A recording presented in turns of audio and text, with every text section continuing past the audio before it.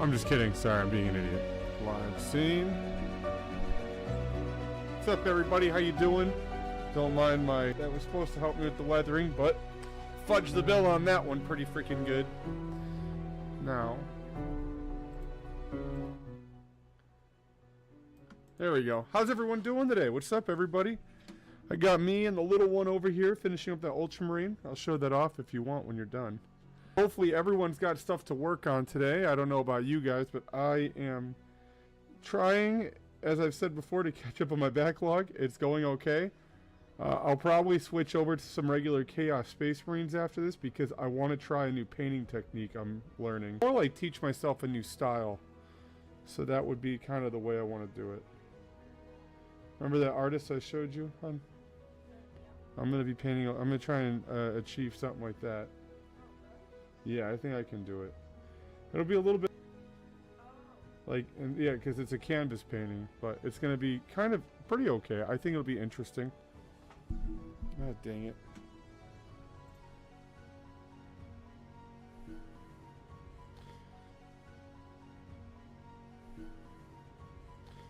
There we go.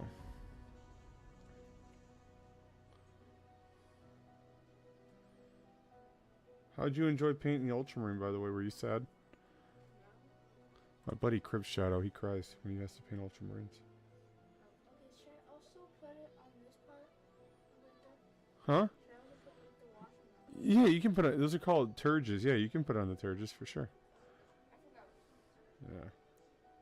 I don't feel bad. I didn't know what it was called until I looked it up. So what I'm trying to do is I'm trying to get this... I watered down some weathering before I go and like do some streaks and chipping. Sorry, it's just not wanting to pick it up. There it is. So I went through, did some weathering powder. I'm putting it on the base because I want it to look a little bit blown out. You know, normally for like fantasy, I'll dry brush and do a layer and do like the GW style basing. But with Heresy, I try to make it look like a messed up planet. So if everything kind of goes well, it should look a little bit dusty like that. And then I might try going a little bit like a brighter dust in there too, like splotching some tans around and giving it a feel. But I'm completely trying this with these pigments for like the first time. And I know I can't speak today. That's not just today, that's every day. How's the Ultramarine? Is there a wash I should put on? Yeah. Okay, well here you go. I have a bunch of extra. So here's this. Do you have a bigger brush? You can borrow mine. Here. Use mine. Make sure to glob it up where that blue is. Make sure there. That way it'll hide that blue up. Oh, man, dude. Let's do it. So, I'm going to get my oils out. And I'm trying to think, where the hell did I put my brown oil? I just found it, too. Oh, there it is. 502 Abtalung. Really nice. I pretend like this is super duper awesome, but in reality, I wouldn't leave without it. Oh, there it is. Can you hand me, when you're done, the black in there? This one? Yeah. And thank you. And is there a brown next to it in the other hole right there? Yeah, thank you. I gave my daughter my light, so she has all my oils. So my favorite by far is to start with something like shadow brown. And then sometimes I'll mix it in with the black, but probably not for this, maybe for tanks. And then I'll go with industrial earth because it's going to end up kind of going with that dirt I did on the back. And then it's just going to be kind of like mixing that in and getting that done. So we shall see. This is like, my kids brought home this putty. What was that stuff you had that came? Yeah, that putty. Yeah, so I just cut it out.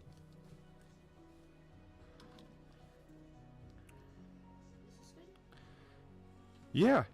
Let it, like what I ended up doing, if you want to look at like how I did that leg, you can also streak it up a little bit on the leg if you want to give it like a dirty look.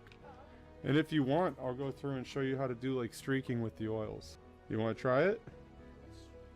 We're going to do like damage on the model and make it look like it's fought. Instead of making it look like it's brand new. Well, at least I am. You can do whatever you want. I'm not trying to influence you here.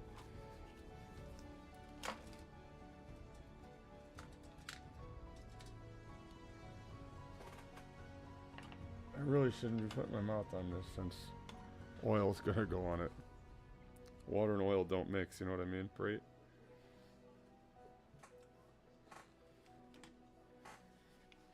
Okay.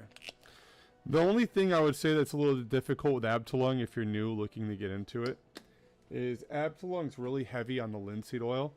So if you apply it just straight out without any type of thing to make it kind of dry up, you're going to be a little bit screwed because it's forever to dry. Like, I think the most it's taken was like 2 or 3 days. It's okay. Get it on there. You don't got to go all the way up. I would focus more like just around the base of the foot. And if you did, see how you got it all the way up on that leg? Just get your entire brush wet. Wipe it up with water. All that is water and weathering powder. So you're not going to mess it up.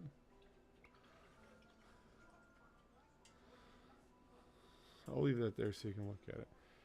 And then what I'm going to try and do with the chipping is I'm going to go into something like here on the neck guard.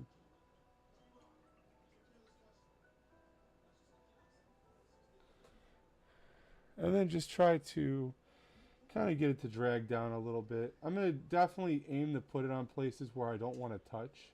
Because like I said, it takes a little bit to dry sometimes. Something like that. Definitely around these rivets. I like the turges, but I can come back to that. No big deal. Hey, how's it going, Remnant of Chaos? What you up to? Me and my daughter are getting some painting in for the Heresy. We got a game. I think, what is it, Sunday we're going to play our game? Well, we're going to go to the werewolf road, remember? Oh, that's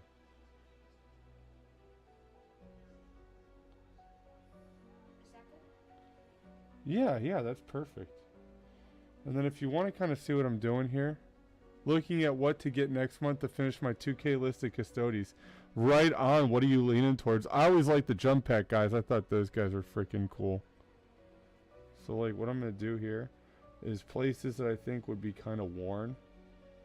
Right? Like maybe the line in between the gauntlet here. I'm just going to kind of go through and pen some oil in there.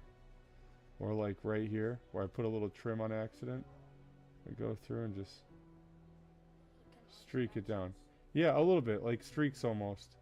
And then what I'm going to do is I'm going to take a lighter brown and I'm going to streak it down. Oh yeah, they are freaking sweet. The jump pack guys, that's the way to do it. So do you need a, here's a little, I normally use a very tiny brush for this. So if you want, you can have this one. And if you want, here's the brush right here. Because you don't want to mix your water paints, the one you use for a water paint, with an oil paint. That's what I'm saying, because then you're going to have problems when you go to paint. So here's that. I'll put my oil right here. Feel free to dip whatever you need. And then if you want to make it a little runny, just put your brush in here, come off to the side. And this is kind of like mineral spirit. It's going to thin the paint. All right, don't eat it. I'm not eating it. I'm looking into it. Mom might be watching. She's going to see you eating oil paint. I'm not eating She's going to say, Greg, why'd you let it eat the oil paint? Why's she eating that oil paint for? Yeah, those guys are freaking sweet though, the jump pack guys. You're gonna do it when that dries? Or? Well, you don't have to do it where it's wet. I'm like me, I'm just kind of hitting like the rivets, going through. I'm going to draw a little line under here. That could be too much. That's fine. It's fine.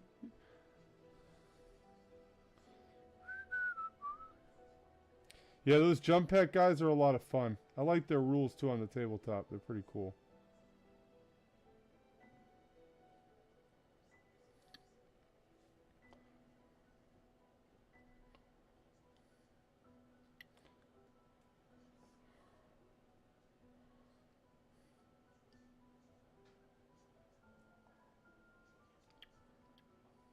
Where would you put it? Like, I would put it like maybe, see how I'm kind of streaking it from the gorget, the collar up here? Or like I'm doing it from like the leg. I'm going to use it to cover up if I got trim anywhere. And I just put a little there. It's my cheat sheet. But if you want, you could do it like on the knee. Start on the top of the knee and then just drag it down like a little line. Uh-oh. Your mom's watching you eat paint. I told her not to, dude. I'm not eating paint. I told her, I was like, dude, don't eat the paint. She's like, it tastes good, Dad. No, I was just looking at it. By eating it. Well, you guys heard it. I told her not to. That kind Yeah, yeah, you can do that, and then just kind of drag the line. Just do like one little straight line down to help add to the streak. Down like that? Yeah, like a line down to make it kind of look like it's like yeah, yeah, like that. I totally explained that like a champion.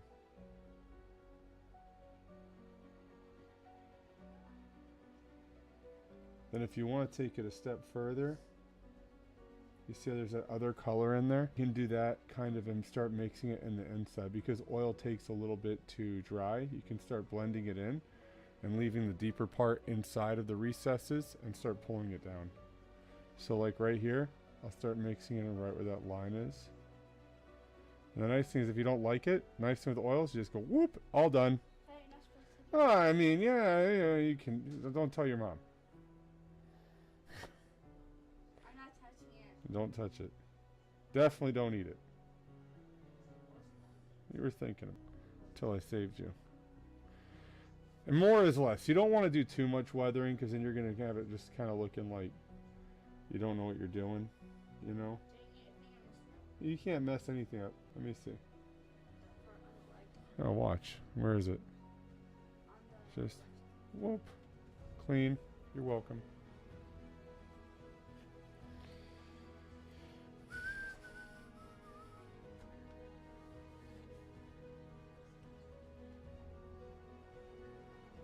There's that. Oh, there you go.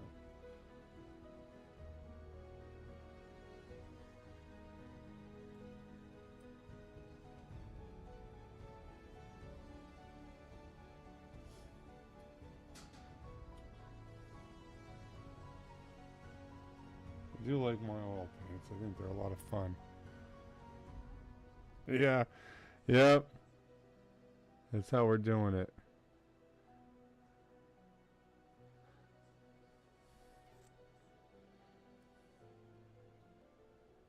Should come down and join, dude.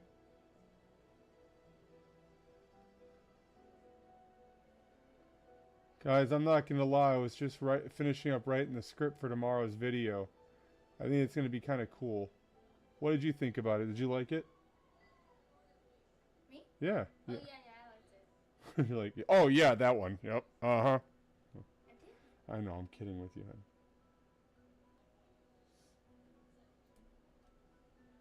Looks like poop. hon. You would draw that similarity.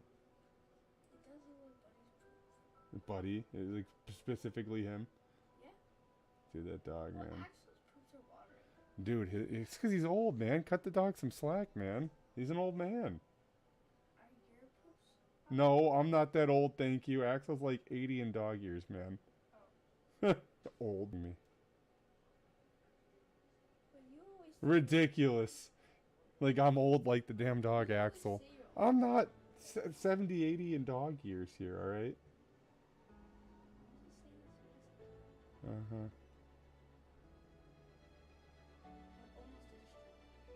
That's okay. It comes with time. I'm not good at it all the time either. You do it on like 1,000 models and then next thing you know you're gonna be a pro at drawing straight lines. And I still suck at it. But the important thing is making sure it looks cool when we put it on the tabletop. Or for you when you take it off. In the round one. What? Nothing. My favorite part of the model was like the head thing, because I can't take Oh, the crest? Yeah. his hair. Yeah, that one came out pretty good, dude. I was trying to put a straight line with the red, but It's okay. Like I said, everything will come with time, man. It's all about not rushing it. You know? other than the legs, what else? You can put it like around the fingers if you wanted to like practice like being careful with it. Like sometimes I don't do everything to make it look good. Sometimes on stuff like, it's just a Terminator at the end of the day. I'll practice like my brush work or trying to keep it a certain way or, don't be afraid to try new things on something like this. This is where you practice getting your, like that. You can take that brighter blue over there and you can start painting it across the lines of the model to highlight it.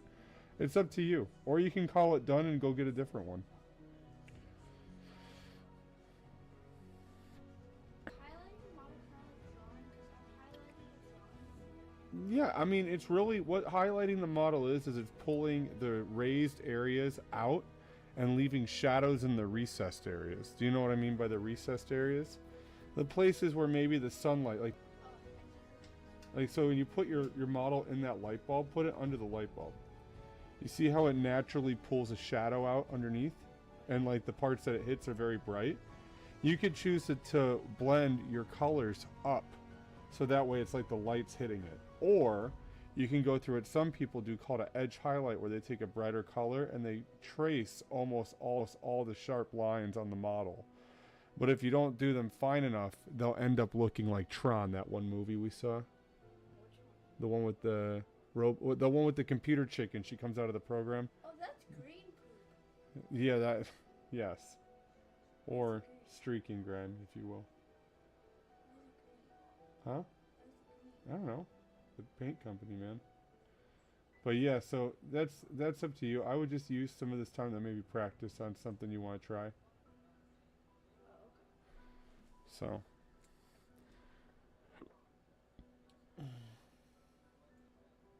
How's everyone doing on this fine day? What are you guys all hobbying on? I'm still working on these Terminators from a couple days ago, like a champion. But they're coming to an end. See, that's what chaps my butt. That's how it was supposed to look. It was supposed to look like mud, not crappy dirt. Chocolate? Well, yeah. No, not like chocolate. Like a blown up battlefield, not like... Like all dusty. Yeah, whatever came out of it. That's not how it was supposed to look.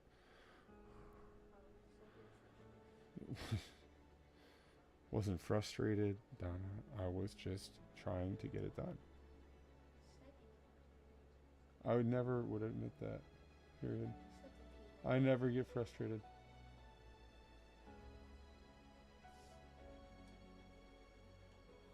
You ready to look for that werewolf, dude? I'm scared. If it comes out of the woods, I'm gonna feed it to you. Yeah, I'm gonna use you to get away. My favorite child. Look at the selection. I'm messing with you. Favorite child. Yeah, I wouldn't. Yeah, you are number one, man. Nice. It's true.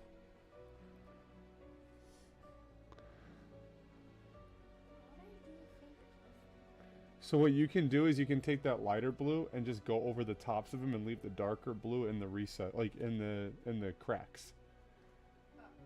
Yeah, that's how I would do it personally.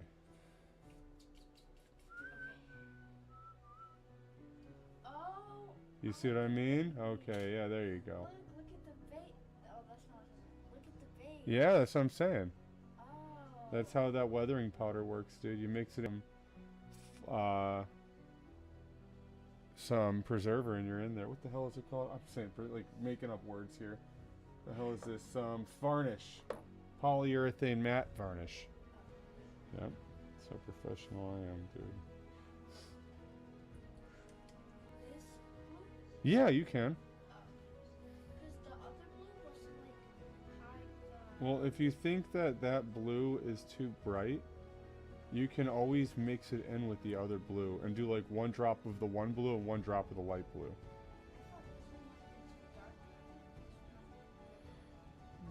No, the first one would be the main color. Like you're gonna do all your blues with that color it's called a base coat. Your first coat will be that blue, and then that lighter blue you can mix in with that blue to do like a subtle highlight, which means like a little highlight, or you can go directly into the light blue and go for a very stark highlight or a bright highlight.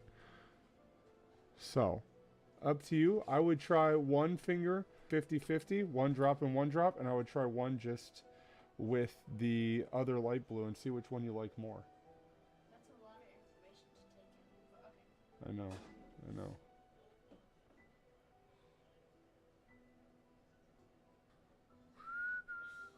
Dude, I'm really digging this. I gotta go through and bring out a different color. Maybe go, I don't know, a little brighter, I think.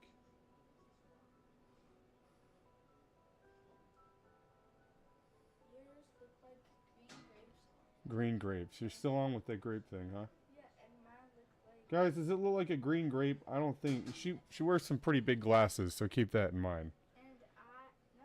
Yeah, those are like some big Coke bottles, dude. And mine are blueberries. Oh yeah, no, those are blueberries. This is the Ultramarines, you know. Very sad. That's what you decided to go with, but you know, it is what it is.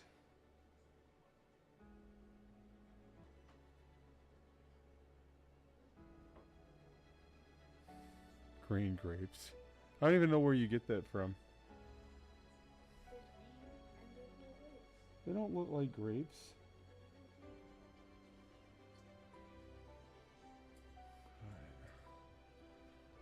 Go through, add a little bit here. The Trailer Park Boys still on the TV.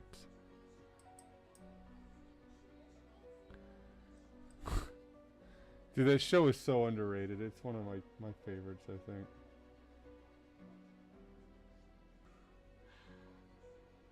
What's up? It's okay if you mess up, man. That's part of the process.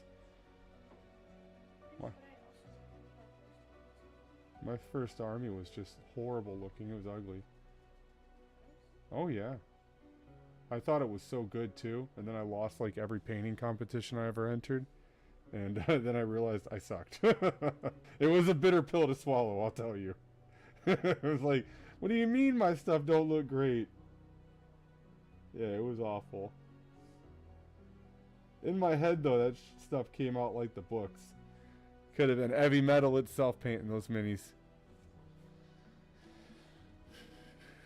Paints all GW stuff for him.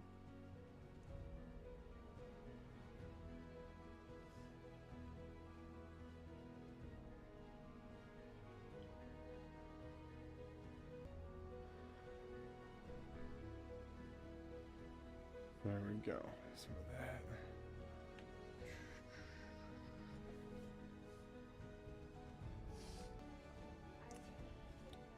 What? I don't know how your eyes hurt, dude. Yeah, I'm sure you're like that. Like confused looking, probably.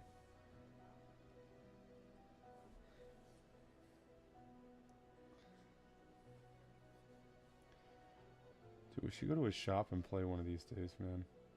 When's the last time I went to a shop? Like a year ago? No, like 2 months ago. When the heck did I take you to the shop? Dude, that was in freaking October. No, that wasn't. Yes, it was. Remember when we went to go get paints? Oh, yeah. Well, that doesn't count. We were there for like 2 minutes. I'm saying we should get a game in at the shop. Oh, I didn't hear that. Yeah, it's been a while. Yeah, probably like October. No, not October. Like probably like January. No, January's this year, ding dong. I know. It's been way before, like way later than that.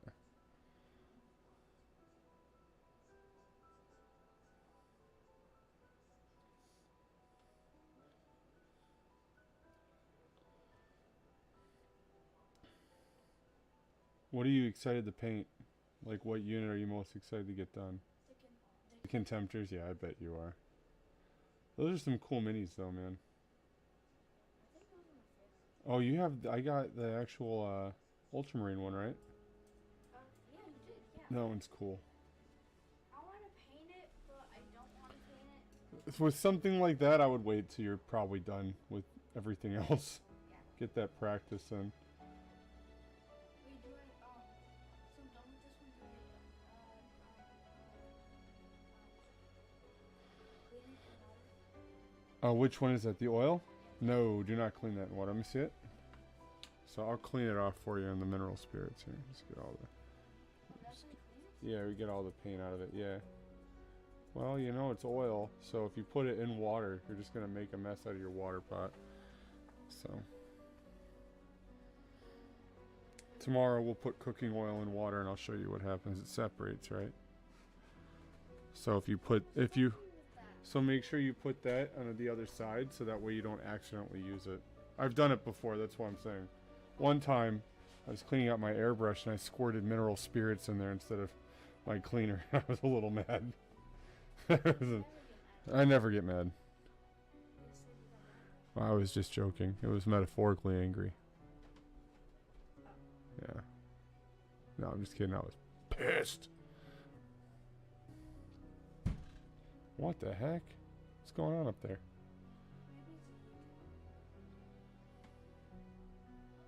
Oh, yeah. He probably is. Oof. There we go. So you have a couple more minutes until it's time for you to go to bed. Let's see. Oh, yeah. Always right.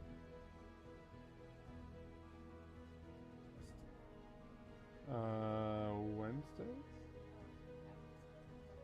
That's good.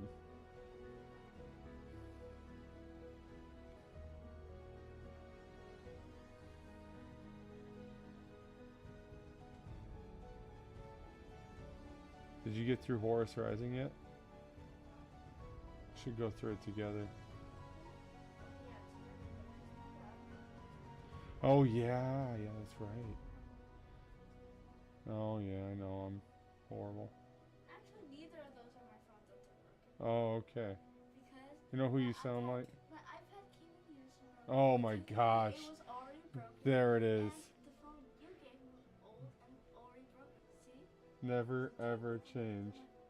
And my Switch still works after what, 4 years? Yeah, I got that for you, dude. I've never ever cracked the screen. We don't know about that. That sounds like fake news.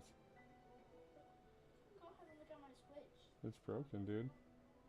No, it's not. It will be when I go up there. Stomp on it. I'm just kidding, dude. Alright. Well, I think it's about time for you to go to the Mimi's land there, little lady. When you're done. Whatever you're doing right there. No, you're done. Leave me. Alright. Yeah, it's gonna be good. Yeah, we'll go through Horus Rising together, dude. Maybe a little bit before stream. What do you think? Yeah, because I think I only got through like, I think half of it. Okay, well, we'll start it over. Not half of it, but I think like maybe 30%. Oh, yeah. No, that's not half of it. That's not even part of it. To be fair, though, it can, if you're doing the audible version, the guy can be a little boring when he talks. Yeah, I did Yeah. Oh, yeah.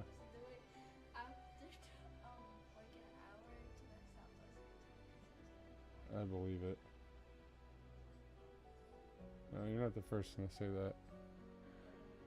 That is, the narrator's a little boring.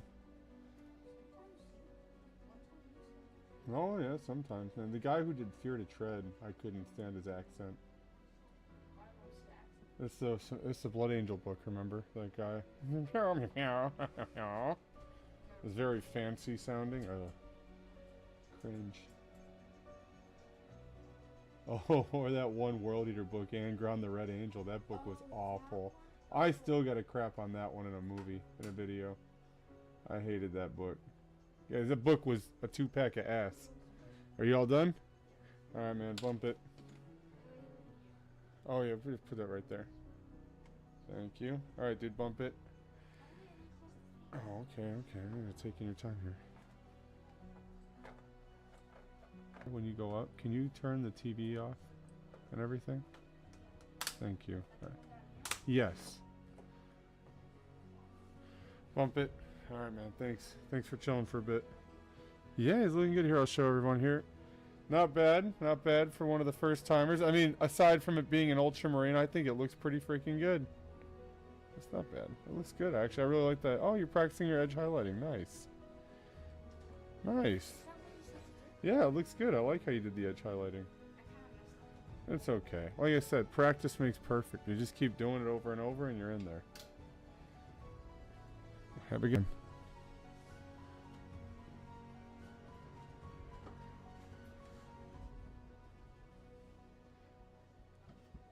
Alright, time to get down to the brass tacks and all the fun stuff, everybody. Hey. I'm just kidding. Oh, you're still here.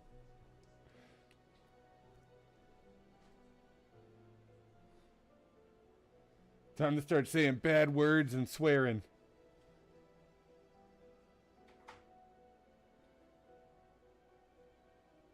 But for real, what's everyone working on? Hopefully you guys are knocking out some of your legions, you're building stuff, getting it ready to rock and roll.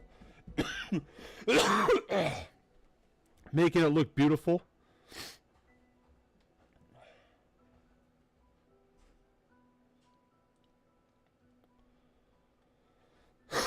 Oh my goodness gracious.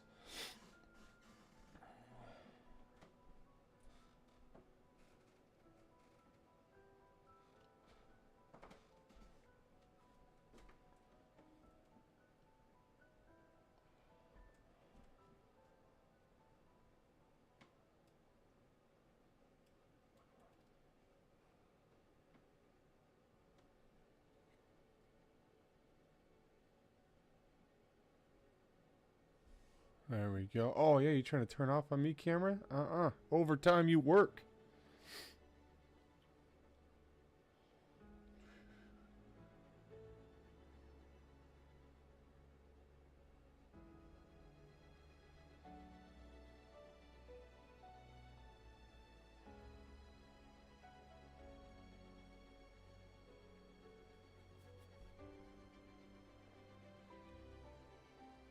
Alright, that's fine. There we go. Looking alright. Looking alright. A little chipping. A little chippage. Never hurt no one. Now I'm going to go through, because I don't like how this base came out, last but not least. Put a little bit more of that sweet, sweet weathering water powder on it.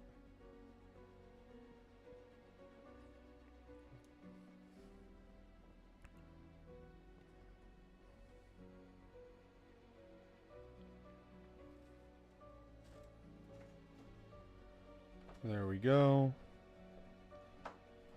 And Borrow, I have a pretty cool video dropping. It should drop around like 2 Central Standard Time. I'm pretty excited to share it. I don't want to give too much away. I don't want to give too much away. But I found I finished reading a book called Paradise Lost, and there's just so many similarities. So I'm just going to kind of draw the comparison and kind of tell a story with it.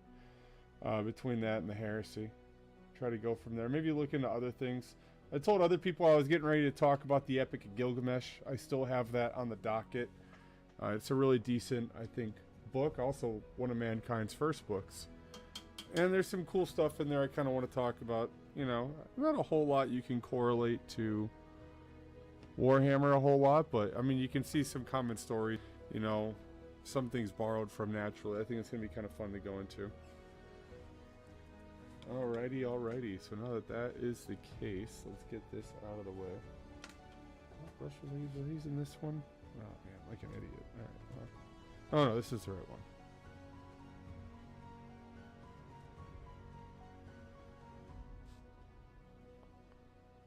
Boom, boom, boom, boom, boom. There we go. Get some of that. Now I'm going to go into a different oil here. I have an ochre somewhere, but I seemingly have it. Where the hell is it? No, oh, here it is. Alright. Again, another Abtalung. I kind of went with Abtalung. I had a lot of people recommend it.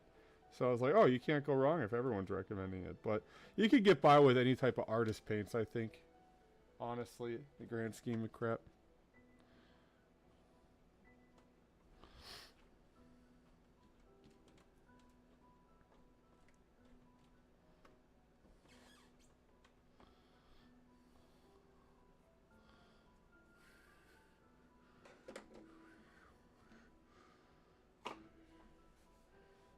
Through kind of here, mix some of it in drill earth. And like I said, the nice thing about oils is they stay wet for a while. Oh, wet. They don't dry for a while. So it gives you a little bit of time to mess around and kind of get it to the consistency you want it at. A little bit of mineral spirits up in there. There we go. Now, go through something like this.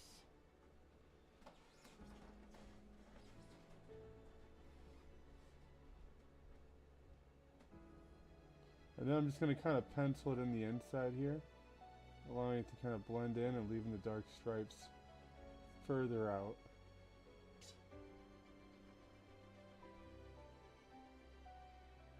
Sometimes I narrate what I'm doing because I don't have anything else to say, and focusing on more than one thing breaks my brain. So.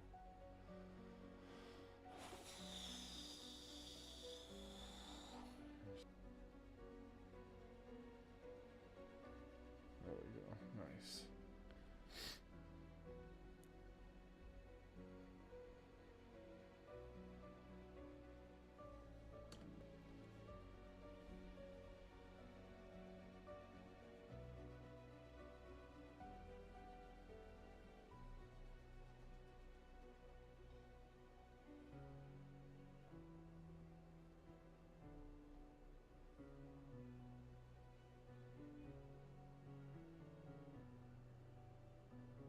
Let's kind of go up here, drag it down a little bit.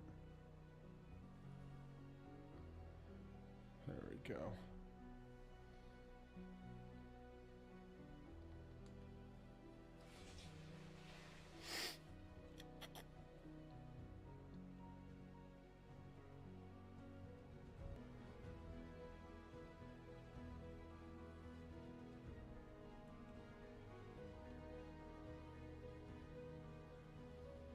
What's that?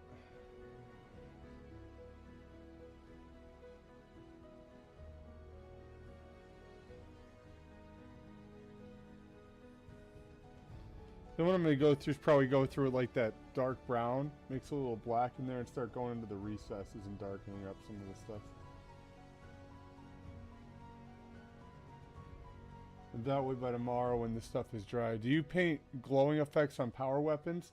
It depends sometimes. On characters I typically do because it'll make it kind of look like they're getting ready for a duel.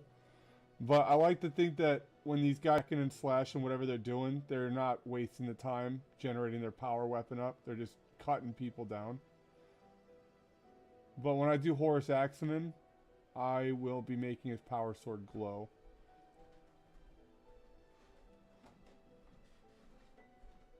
Does that make it kind of make sense? But I mean, honestly, with oils, it's kind of easy, I guess, to make it glow a little bit. I still have to finish. Right now, what my plan is to go through the center, hit it up with like a black brownish oil, build it up around the guard, go through and just kind of like weather it up, and then get ready to go through and do my nicks and stuff into the blade. Same with the guns. I want these guys to kind of look like they're mid-Siege of Terra right here. Or like Isfahan. I don't know. If that makes sense. But yeah, it's going to be a lot of fun. How are you, Hussar General? What's up? How's your army going? Are you doing pin washes right now? Yeah. So I'm going through with some Abtalung, and you can use any artist oil paint. And I'm just going through and pin washing it. I like keeping it oils because it takes a bit to dry. Get rid of it or reactivate it. You can kind of just get some mineral spirits on there and then go through. So that's what I'm currently working on, yeah. Just doing a little bit of pin washes, getting a little bit of weathering. After I do this, I'll probably go through the gray and do some highlighting or chipping on some of the noticeable bits. And then kind of go through there. So yeah, no problem. Any questions, feel free to ask. I did the weathering powder on the bases, came out okay. It's so work in progress. Sorry. So, I feel like it's going to take some time getting it down. I got to get my consistencies. Go back and forth between... I think I like using a little bit of mineral spirits instead of water on the basing powder. The weathering powder, but that's just so far. There's a couple other ways that people recommended to do it, so I'm going to give it a try as well. And then with the black and the industrial earth, you actually get a pretty nifty like wash color.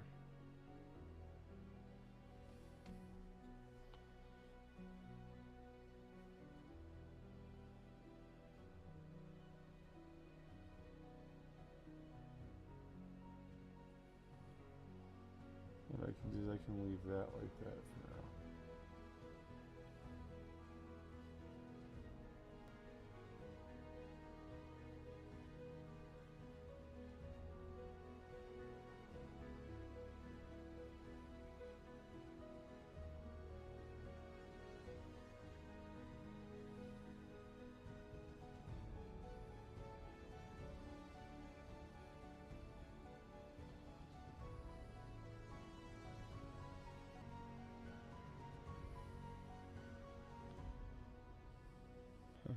What rite of war are you running with the Sons of Horus?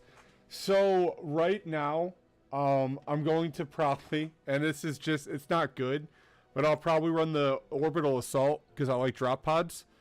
So that'll probably be it. And with that, my Terminators will be able to deep strike. I'll be taking things like javelins and jet bikes, and I'm just kind of trying like get the basis down for a spearhead or for a spear tip assault. So I have some Dread Claws. Maybe I'll pick up a Charybdis and Horus one of these days and some Justarin and throw them in there and give it a shot.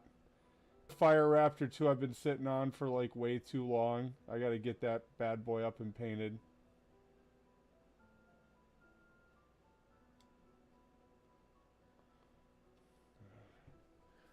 Yeah, so it's going to be kind of cool. I'm not... If I wanted to kind of game the game, I might take like the Long March or something along that, but I don't know. I kind of, my friends are kind of more laid back, so we're probably just keep it with the orbital assault. And like I said, there's just something cool about bringing a bunch of drop pods to the table. What rite of war do you use?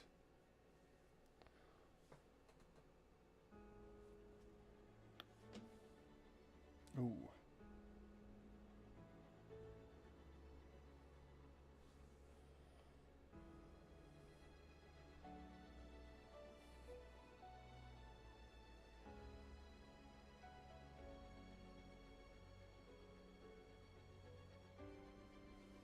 The Black Reavening's nice.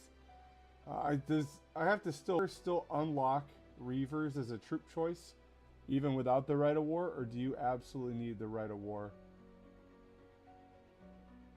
The only thing I think I wasn't too big a fan of is I would do that, but because it says only Reavers and not the Reaver Assault dudes, and I like my Reavers with jump packs, you know, it's the only drawback I saw to it, where some people were kind of like, no, it has to be the Reavers on foot.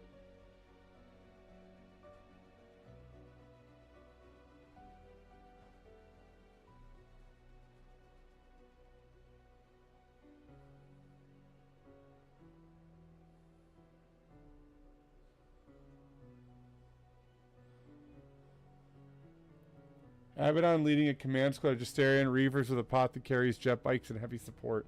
There you go. Yeah, Abaddon's freaking awesome. I with the Justarian.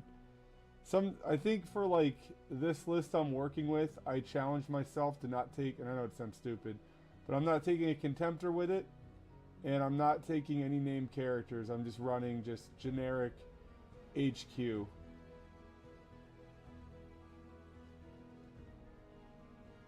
Like generic Praetors, a couple of things, you know, nothing too crazy.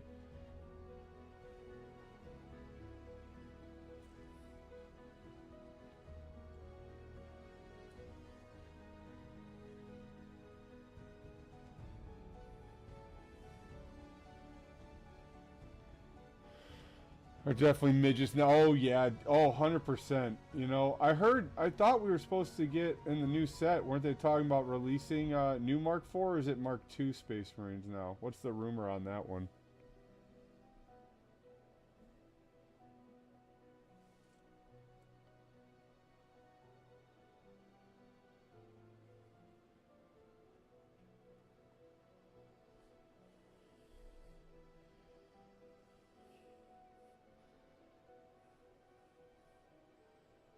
I'll write that, and now I'll add Mark II. I heard Sally's and Iron Warriors. Fair. Salamanders and the Iron Warriors sound kind of cool. I think that's because a lot of people were saying that because of the transfer sheet with the command squad, right? It came with Iron Warriors.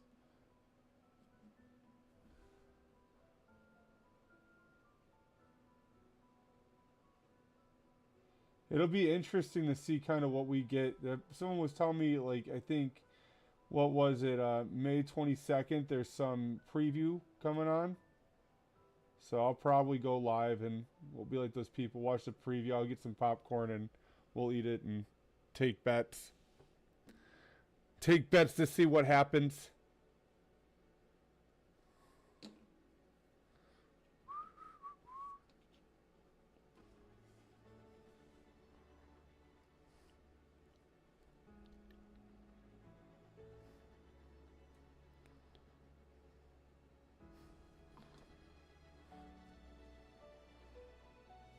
we go. Yeah. There we go.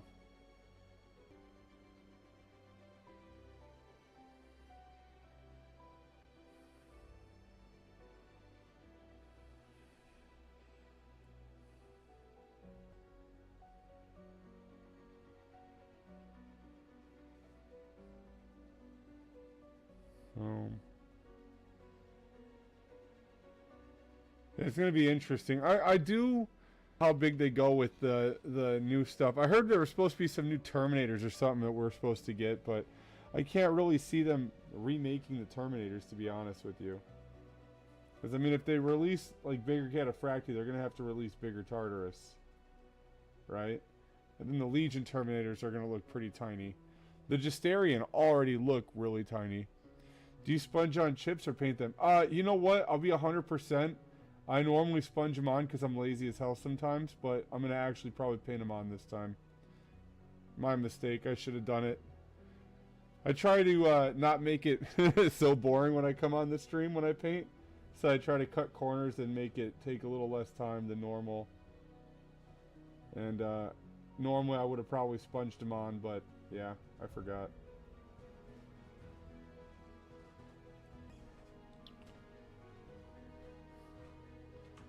Saturnine pattern, like a pattern between Cataphracti and Contemptor Dread. I've seen those Saturnines. They look kind of cool. It'll be interesting. I really want to see what they come up with. I'm a little excited for it, to be honest. I don't know about new edition or anything. I'll be excited to like crack open the rules and take a look at it, I guess. But you know, hopefully it's not like drastic changes, because I am so bad at. It takes me a long time. Because then I take some rules where I'm like, I know that special rule, and then it turns out I'm wrong. And then I don't know it. You know, because they changed something. I think it was like the strength of heavy bolters went up. That took forever. It sounds stupid, but that took forever to get down.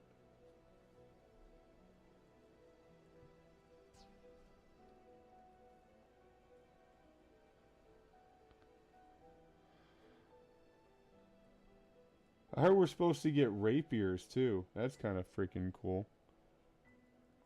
I don't mind new. I was hoping the Outriders though and the Javelin would become plastic too at some point.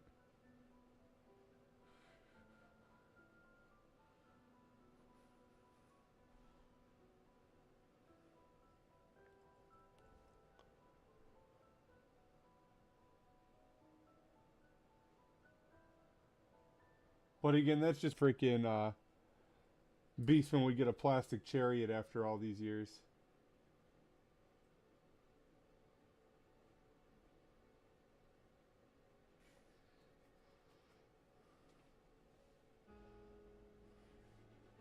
I need 3 laser destroyer rapiers. Oh, I'm telling you. I was saying it yesterday. I think, well, you're going to get like the heavy bolter one stock, and then there's going to be like a freaking barrel upgrade kit you can get for the rapier, and then it'll give you one of each. I'm being cynical naturally. I'm just being an idiot, but it would be funny.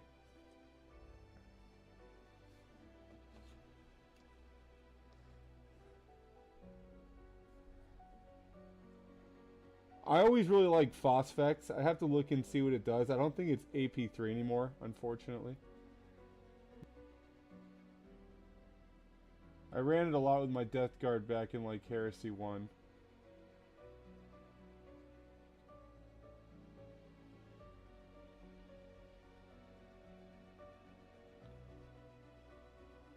Oh, no, no, no, don't worry. My daughter's doing the Ultramarines.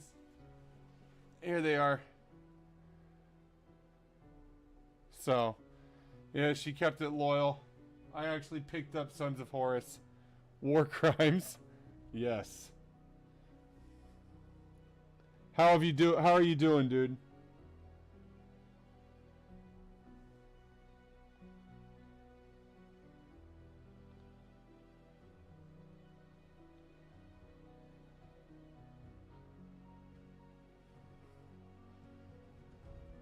War Crimes here, you're not wrong. Tabling them.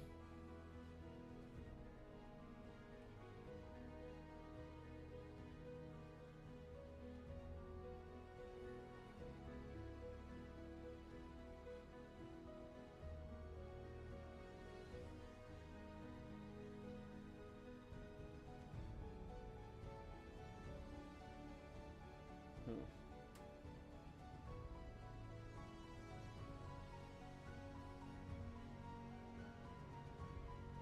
You know what? I want to try what the oils would look like. I don't know if I'm going to do like the crazy effect or if I'm just going to glaze the power line on these guys, but we'll give it a try. Doing great, man. You delete Messenger again? Yeah, dude. I'm trying to get my screen time down, man. Like, I don't know how long you guys are on your phone. I'm ashamed to say it. My phone tells me like I spend like 3.5 like averaged on it, and it made me sad to know that that's 3.5 hours I could be painting my miniatures or making a video. So, yeah. I was like, well, you don't really need to sit on the phone that much, dude. No one talks to you. And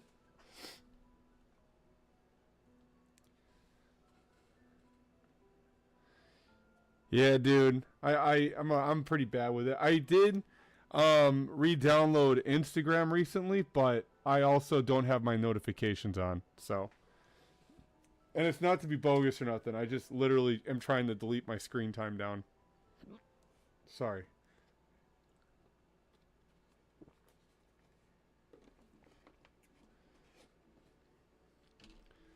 What was I doing? Oh yeah, the blue. Let me see what I got up here. Blue. I got some good ones. All right, we got intense blue and Gundam blue. Let's give Gundam blue a try and try to see what we can get with that. I can't promise it's gonna be super awesome. I haven't used oils yet for power weapons, but I figured when in Rome, but you know what I mean. You get the point that I'm saying here.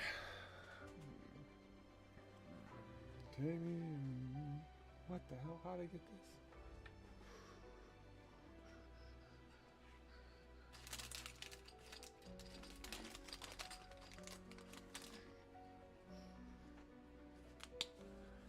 You guys are. Oh, I was gonna. Do you still need pictures of those apocalypse images? I was like, oh dang, I knew I was forgetting something. Here, 1 second. Let me get the APOC book and I'll pull it up. You want the 4th ed, right?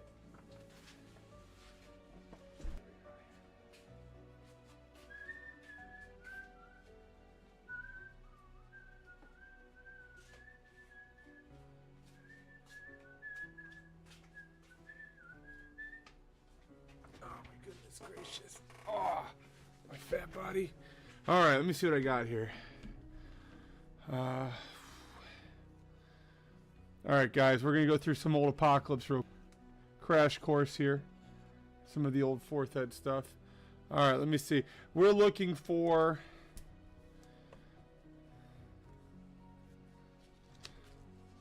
First of all, it's got amazing orc terrain.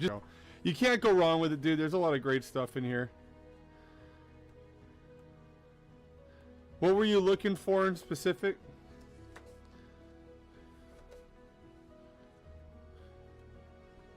Here it is, the Stampa.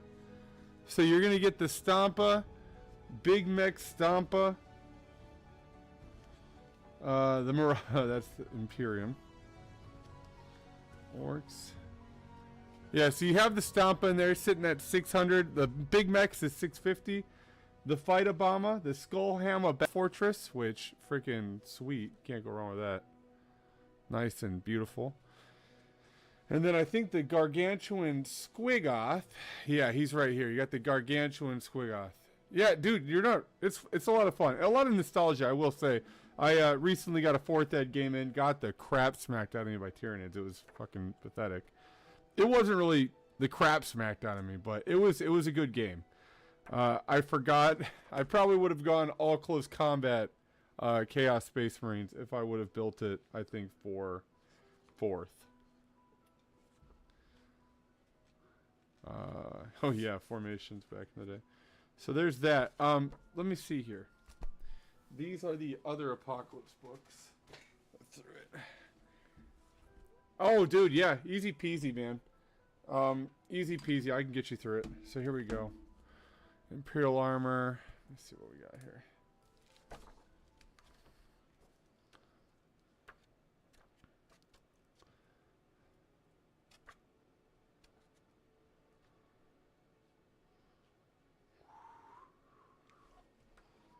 Okay, orcs in the Imperial armor. We got the big Squiggoth in Imperial armor. A gun wagon, which I think is pretty cool. I think they actually have a freaking orc rhino, which I thought, hell yeah. The Crusher battle wagon, Death Roller battle fortress, the Fighter, and the looted rhino. So you get a looted rhino in the Apocalypse book from Imperial armor. And some formations, the Squiggoth battle herd. 100 points plus all the points on top of the model. And the Grot bomb launcher. Come on, you can't go wrong with that. Eldar, Tyranids. Yeah, okay. And then let me see. Last one here for fourth. Oh, let me see. Coming in for. That death roll is sick, bro. I need that book. I can send you pictures of it while you wait if you want. Let me see here. Stormlord, Hades. Castellan, Vulture Gunship, Deathstorm Drop Pods, Titan. Oh, some more. So you got the Orc Mega Dread, the Orc Mech Junka, and Imperial Armor Book 2. The Custom Battle Fortress.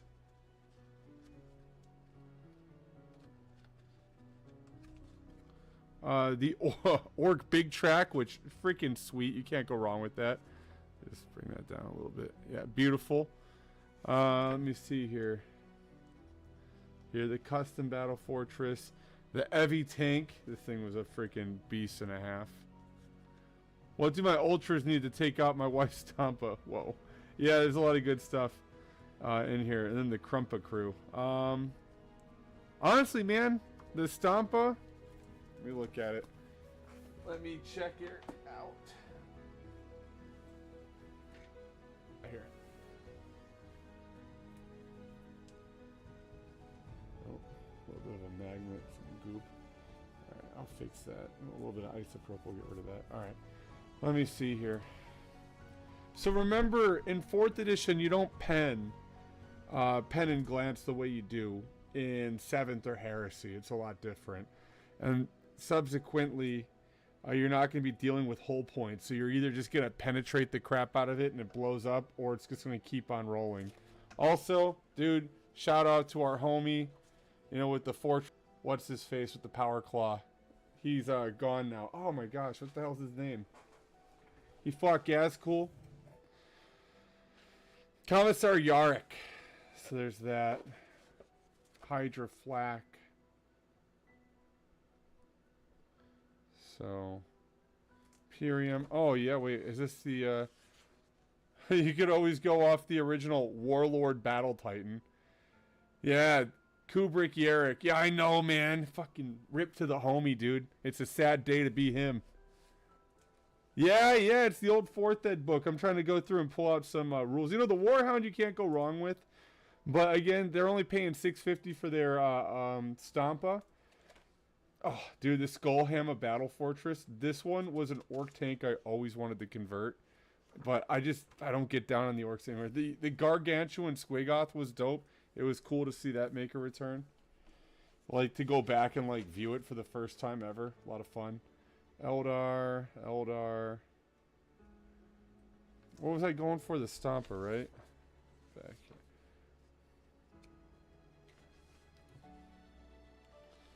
So you're looking weapon skill 4, ballistic skill 2. So she still has your little ladies have a hard time shooting.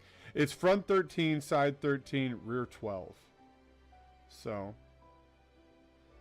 And you were wondering what the Ultramarines could take against it?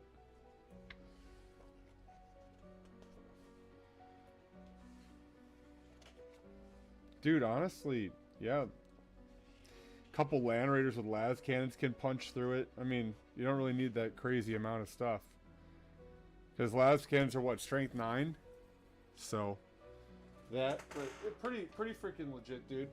I think you could pop it with a couple Land Raiders. You still got to penetrate the damn thing and hope it explodes. Bad thing is he died. Good thing is his death kept Angron distracted by Gaskell Thraka. Yeah, how did he die exactly? I didn't know. I wasn't aware how he died. Oh yeah, which Imperial Armor books? Imperial Armor Book 1 and 2 for sure. I think that might be it. They kind of went to 5th pretty quick afterwards. But yeah, 4th edition Imperial Armor Books Volume 1 and 2. Or sorry, yeah, Imperial Armor Apocalypse 1 and 2. So make sure it's Apocalypse 1 and 2 and not anything else. Also, let me see how this works in the power weapon here.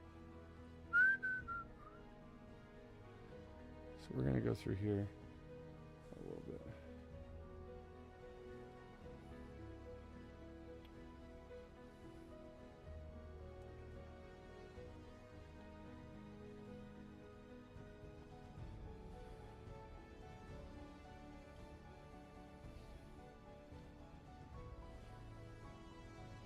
Yeah, that would be what I rock with, dude.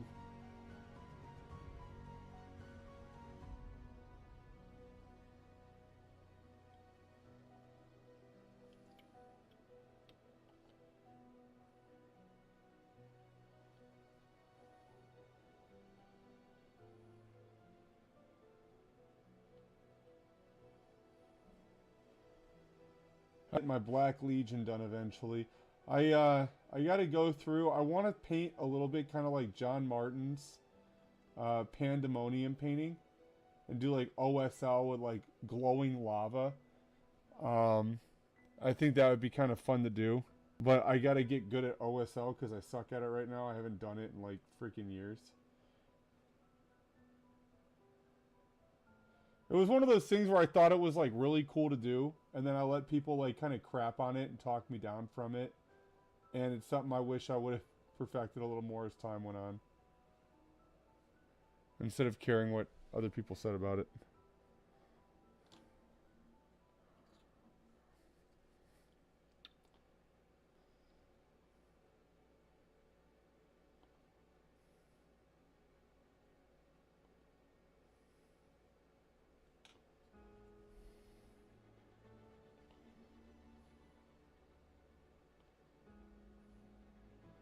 And then don't forget, there's still Cities of Death and stuff you can get down on for 4th, too.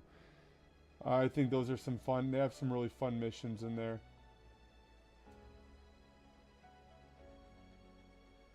Honestly, playing through 4th again with my buddy was a huge treat.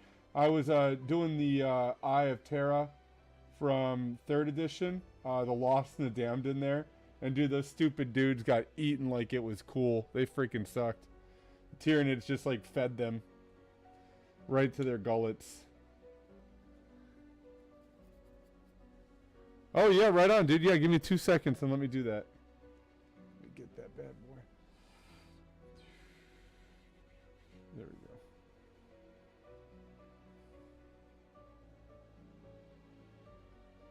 Oh, dude, look at this. Clean this blue up, a little electrifying.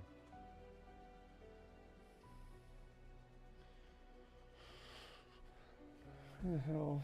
This way.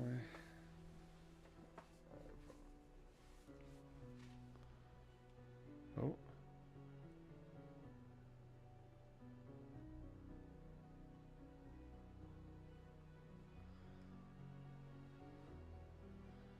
Let me see here real quick.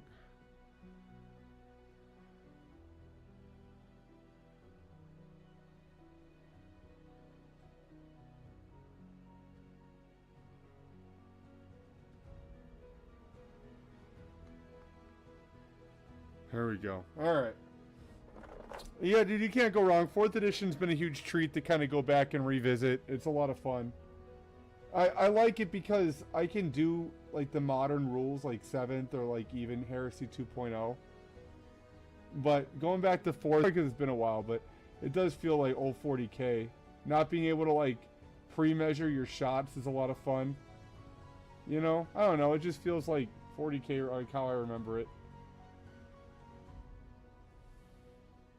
I remember Fantasy getting pre-measuring before 40k did, which was hilarious.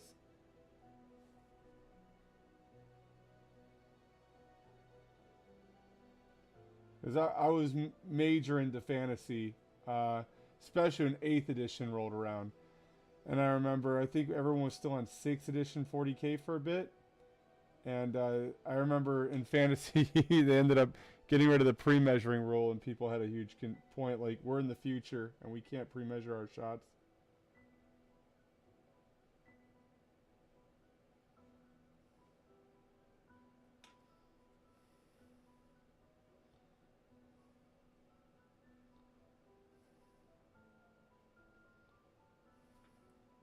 dap it up. That's the nice thing about oils. Just dap that crap up if you don't like it. There we go.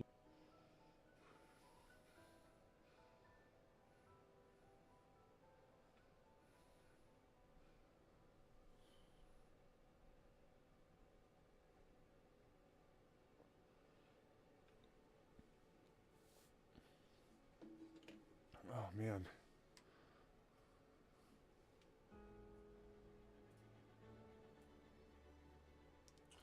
Yeah, so I'll show everyone. Those that don't know who John Martin is, he did this beautiful piece of art. And like I said, it's on my to-do list when it comes to getting my... Oh, this big piece right here. To getting my Black Legion done. I think it's really cool. The piece of art's called Pandemonium, and it's from Paradise Lost. It's actually the kingdom that Lucifer builds for himself in his defeat from God, which really freaking metal. Sucks to suck. Let me see here. Bam. And that. So if I can and like do that OSL and get that lava, I already have kind of like this down for like the basing idea. Dude, right on. Sounds good. Yeah, have fun, man. It's a blast. The biggest thing is just enjoy, you know, the process of it, you know, getting the painting in. So if I can go through and kind of nail these colors, and the really cool thing is like looking at how the art's done, like you can't tell, but that's a dude just kind of crucified on a rock just next to this lake of lava. Really freaking sweet. I want to knock these colors out for the basing. The only thing is like I'm trying to figure out how to OSL on the black power armor of the Black Legion, and figuring out how to do the basing so it doesn't all just blend together like reds and blacks, you know. So, and two, I'm really rusty with OSL. I haven't done it in forever, which kind of sucks. I'm not as confident with it. I think I might mess it up just a tad, but I'll start on a regular power armor marine.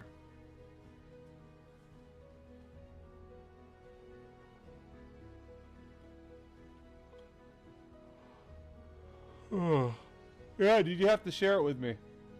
Also, Discord, I posted a couple of the old painting guides that are just like completely scrubbed from the internet. So if you want to go on that and get those, they're pretty freaking, they're a well of knowledge, dude. Worth it. Worth it. So there is that. What I'm going to do here, dump that in here, get that in there. And then I'm going to go through and clean that. So, is anyone working on 40K? Are we all working on a Heresy? Remus, I know you're working on 40K. Good on you. You want to talk 4th edition? I'm always excited to talk about it, dude.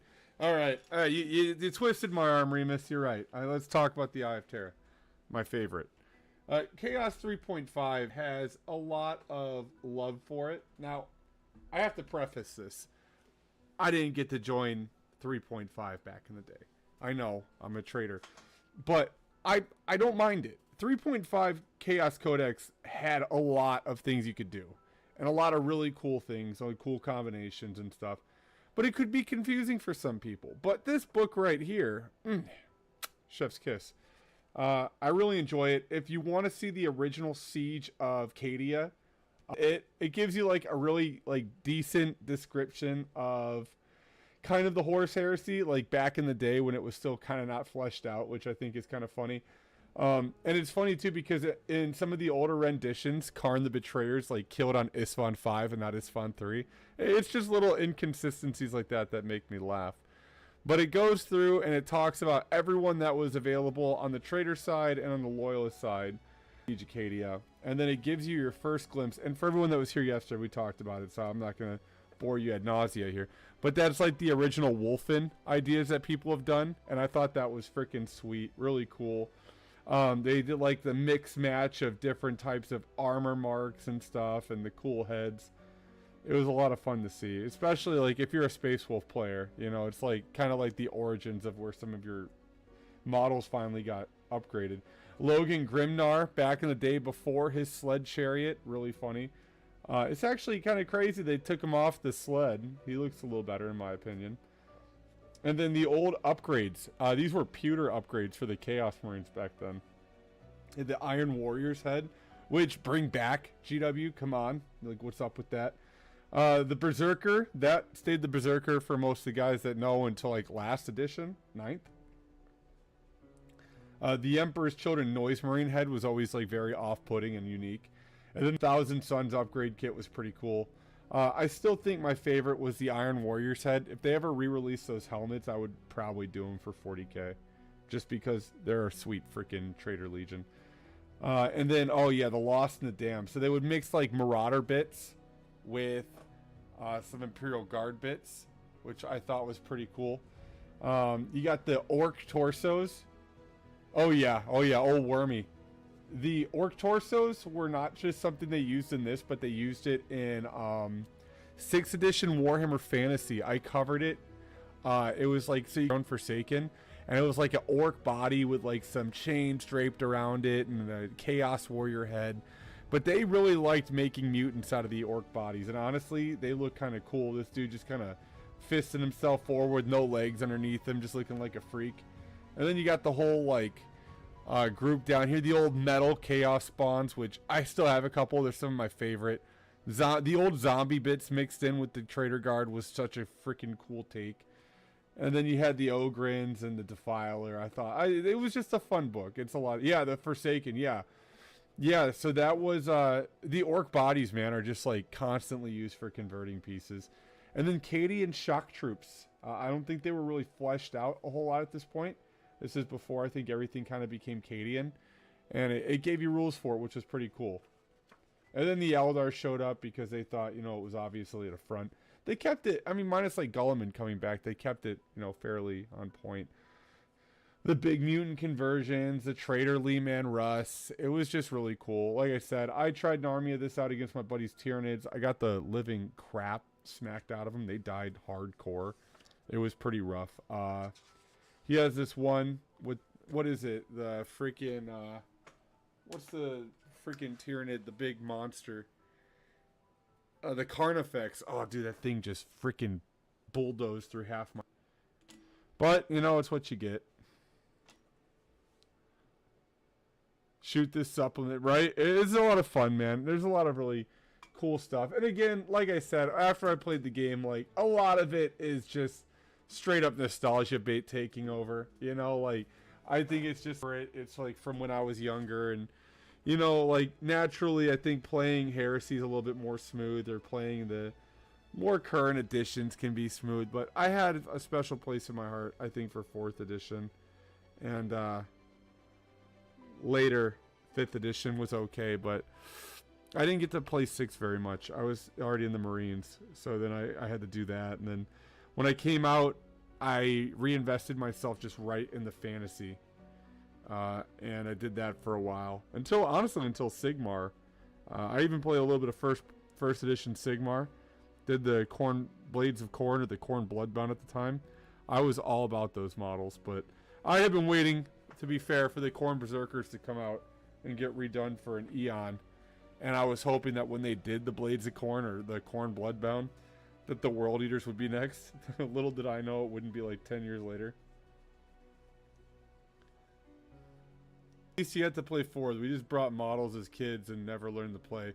Yeah, it was a unique time. I think with 40k 4th, there was more people that understood how to play it. 6th edition, way less people were like motivated to read all the rules. And I think the siege rules really kind of threw some people for a loop, especially like young people like me. I didn't know what the hell a siege was. I watched Helm's Deep at Lord of the Rings, and that was like siege. So yeah, it was a lot of fun. It's good to see it like kind of come back. Like seeing the friend group bring it back has been fun. But it's just one of those editions where even though it's dead, you can still enjoy it. And it's kind of how I feel about all the editions. I haven't played a whole lot of 6th in forever, but I think Old World kind of took what 6th did good and then kind of expanded on it a bit. Where if I want to play big, massive armies, it's just best to have 8th edition, I think. Like, if I want to do big Storm and Magic games, 8th edition's the way to go.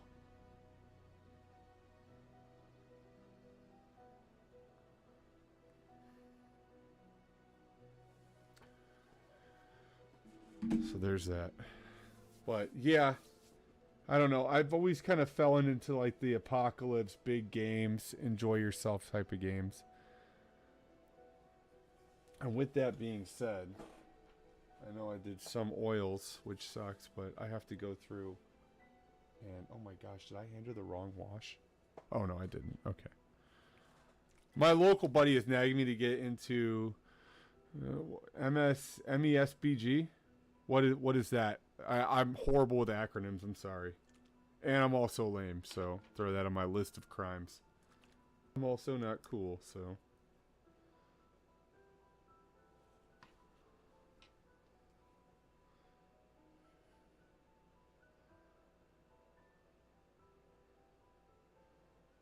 Oh, Middle Earth, yeah, yeah. My buddy has like every freaking faction. He loves Middle Earth. Sorry, that's what he got into the hobby with. And I keep telling him, dude, one day, and then we just end up going to Heresy or 40K or. It's been a while since we've even played Fantasy together, to be honest. Has it? Yeah, it's been a while for Fantasy. Ourselves back into 40K. But honestly, the Chaos Space Marine models are so cool. And Abaddon getting redone is awesome. I've been just enjoying the hell out of that. I don't know. There's obviously things I can have an issue with, but it's hard to, you know, not enjoy yourself in the hobby sometimes. All the time for me. Not because I'm a shill, I just genuinely enjoy the hobby a lot. And I think it's because like I get to share it with my kid now and my buddy, you know, here and there we get together and we have a big massive game, you know? Well, no, you know, it's new compared to the old crappy one from like 3rd edition. The Abaddon standing on the corpse of the frickin' Primaris or whatever. That one's sweet as hell. That new Abaddon that they came out with a few years ago is awesome. It's not new.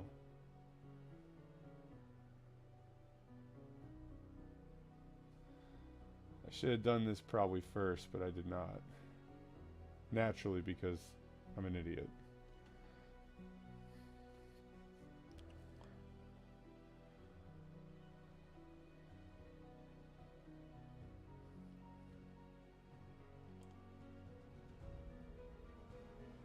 Hey, sounds good. Yeah,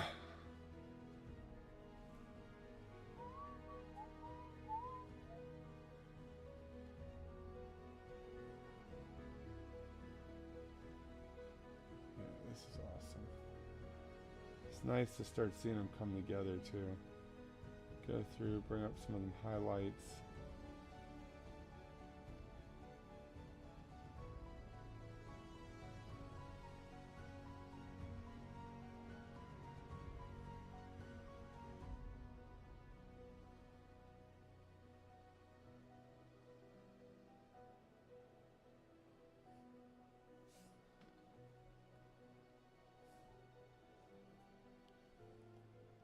There we go, looking nice. Yeah, I'm gonna have to go knock out some Black Legion, I think, after these. Go back and forth.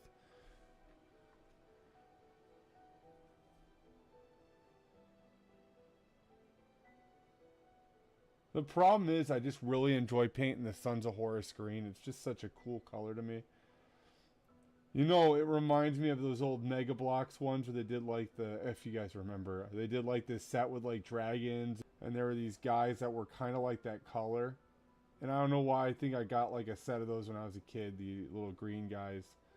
And I think that's why this color just sticks with me.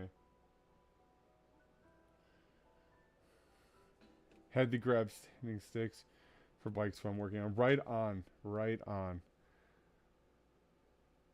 I was just going through my love of old Mega Block stuff and why I like the Sons of Horus screen. Just talking to myself.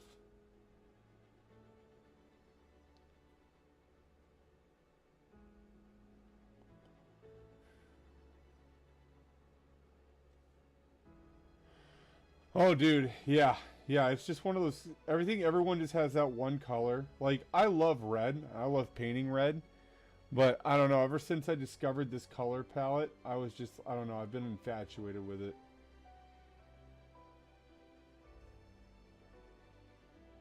I did like how my Death Guard came out too. They came out pretty freaking solid.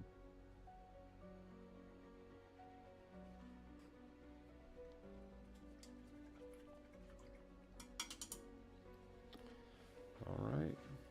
And the last thing I'm going to do is go through, where the hell is it?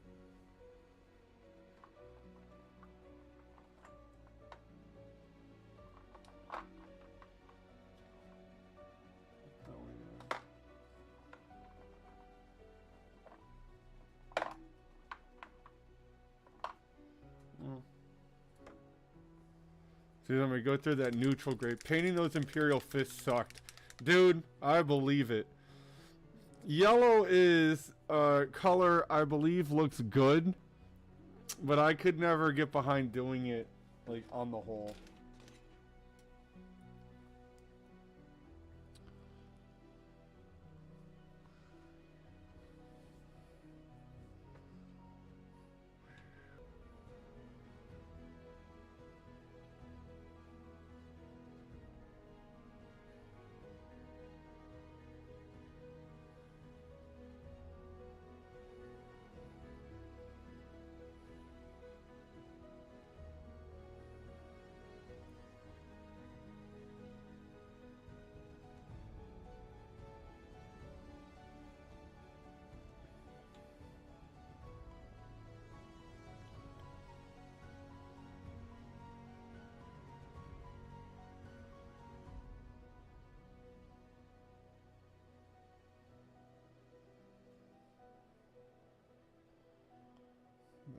Just a little bit of lines.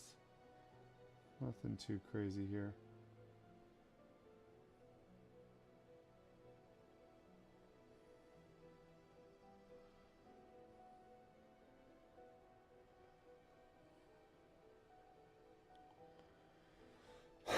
Yeah, man, I'm level 28 in that. I'm not proud to say that, but I wreck noobs and loyalists. It's not entirely true. I do okay. I always have a positive KDR. I can at least say that.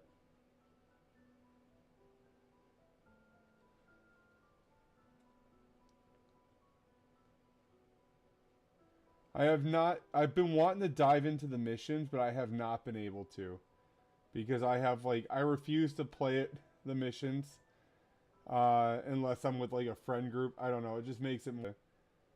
But I want to go through and fight the Tyranids.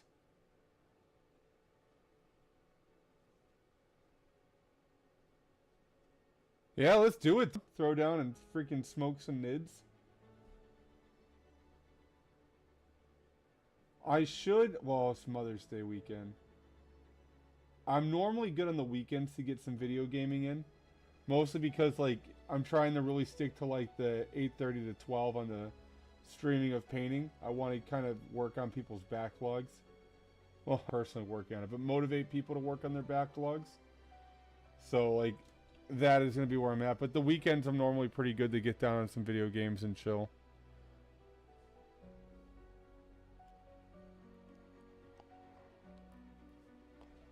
I have been, going ham on Total War Warhammer. That's been, like, my greedy indulgence.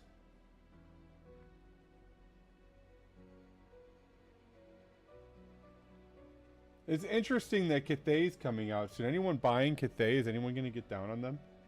They're personally not my faction. Total War definitely cemented that. I do not play them well. But I think they're a cool looking faction, if that makes sense. They're just not for me. Oh, dude, Dawn of War is fun. I've been playing Dawn of War 2, too.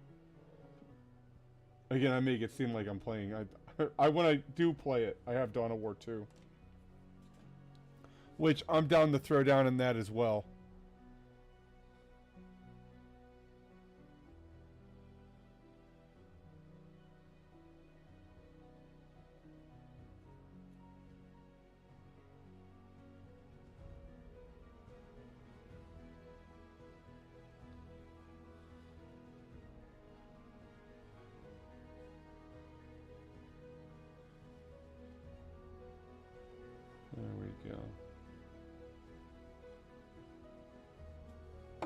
Dang it, stupid hand. I couldn't care less about Cathay.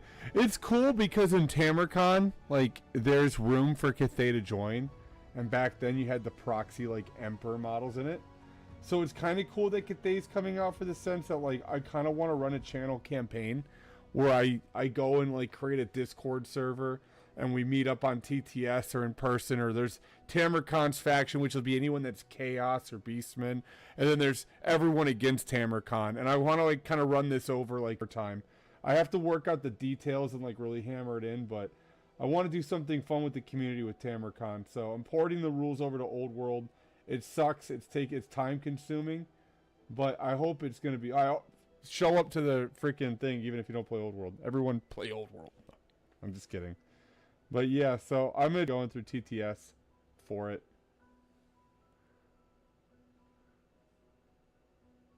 So it'll be fun. You should join. Play old Nuln.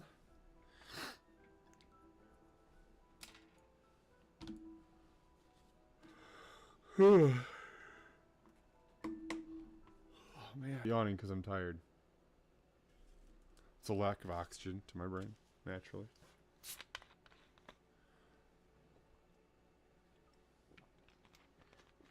Dude, I'm still like getting over that stupid sickness. That shit sucked. It whooped my ass, dude. Not in the good. So let's do it. I'll be right back. I'm gonna go look for an Agrax wash real quick. So give me 2 seconds. I'll just leave you guys on like this. It'll take 2 seconds. Ow. Oh, my legs. My daughter take it.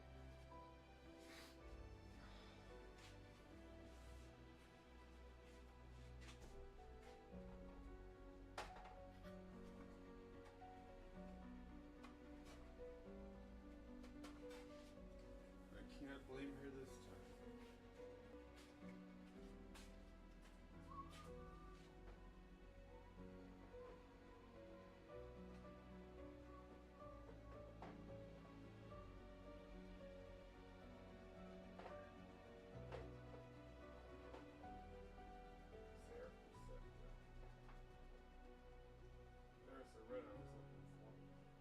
How much Seraphim Sepia do I freaking have? Why do I have so much?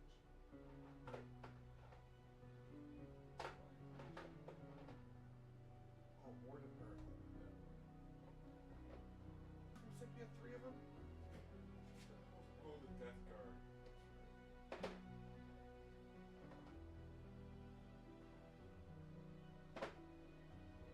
That. 8 reds.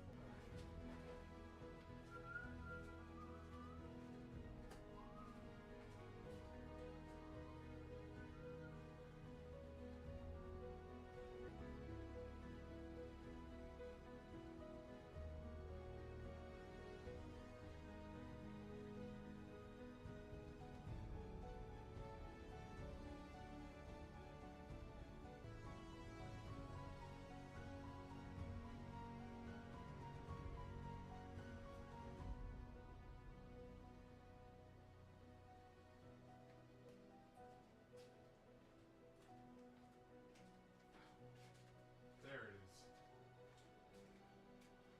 I'll take this one, and this one, this one, or sick of them. Here we go. Got everything here. Whew, there we go. I'm back. Alright. Bought a whole Empire army right before we moved, and I've set it aside working on this 4th Ed Space Marines. This is the way to do it, dude. Go back and forth.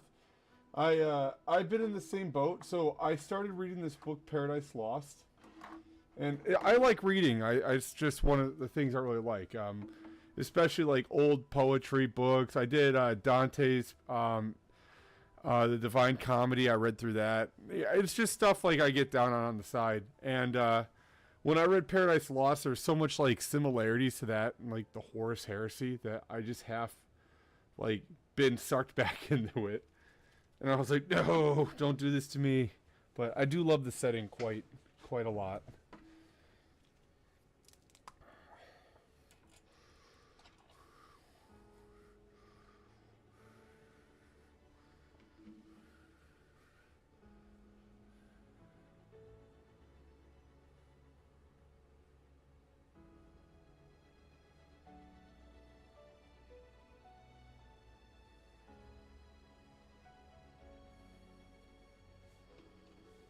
But yeah, it's just been one of those things where I just got sucked right back into it.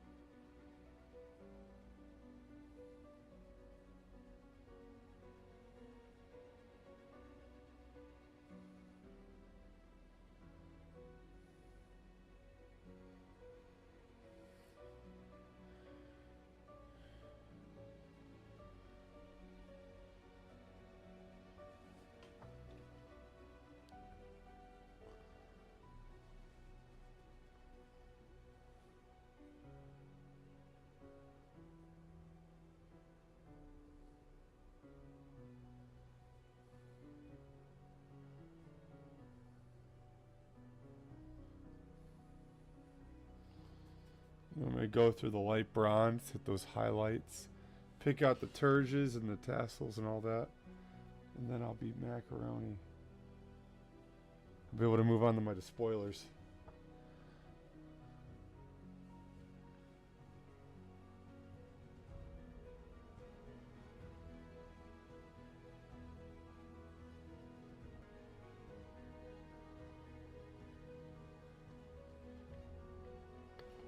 You know, one thing I would really like to see them do with their Warhammer Plus would be to include like the old rules in it.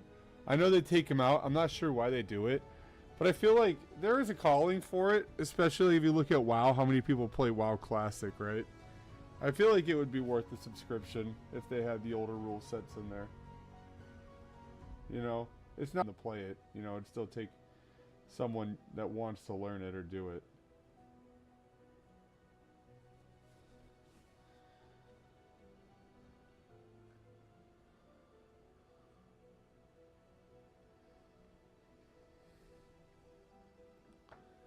No, dude, Dante's Inferno was god-awful. I had to read it once in college. So, yeah, it's a unique read. But it definitely has... I think once you read it the first couple times, like, you really start to see, like, maybe what motivated him to write it, right? You start looking at his political rivals. You see a man who's been exiled from his own home, and... You know, I really like looking at it in the aspect of, you know, maybe Dante's own personal biases. And I think it's really cool. I think, too, it influences a lot of media that maybe we don't give it credit for. You know, like anyone that enjoyed As Above, So Below, you know, kind of played off of the Divine Comedy with it. So it's just one of those things where, like, even with Paradise Lost, there's a demon in Paradise Lost, and it was written in the 17th century called Chemos.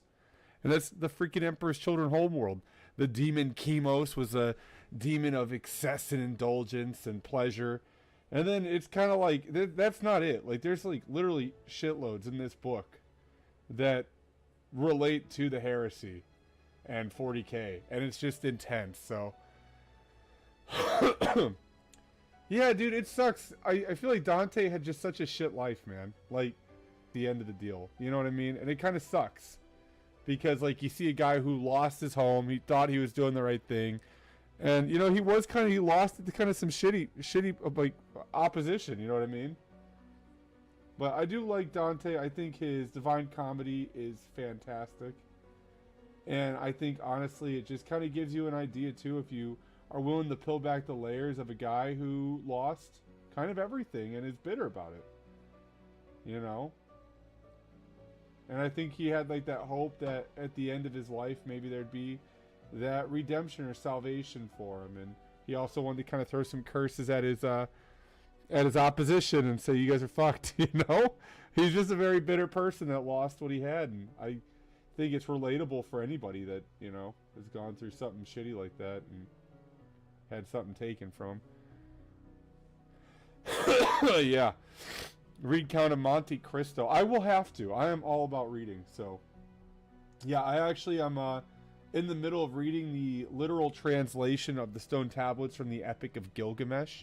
So I'm going through and like reading the Sumerian tablets of it, and it's, you know, it's humanity's very first story ever like told, and I feel like it's going to be glossed over the fact or don't really care naturally. Like it takes a certain person. But how cool is it that when you read the Epic of Gilgamesh, you're reading a story that was written so fucking long ago in the Sumerian tablets, clay tablets. It was written all that time ago for a completely different society and group of people. It's such a cool thing, man. Such a cool fucking thing. You know, I think it's awesome.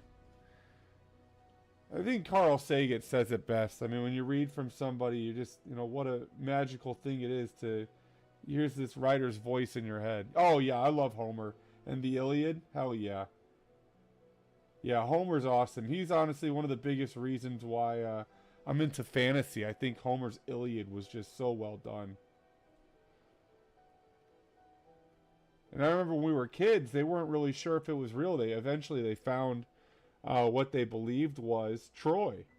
And then everyone was like, oh my goodness, the story was true. That the island of Crete... And his name is John C. Out of me, man. The island of Crete with the Minotaur, primetime writing, really good. It's just, I really do enjoy getting down on a lot of the older writings. I think they're fun. Even something like Hemingway and The Old Man of the Sea, Crypt Shadow, they didn't find shit. The Troy, they found... Crypt Shadow comes in, talking smack without even knowing. How's it going, man? What's up? How you doing? On the tail end of these guys getting their butts painted off, which is kind of nice.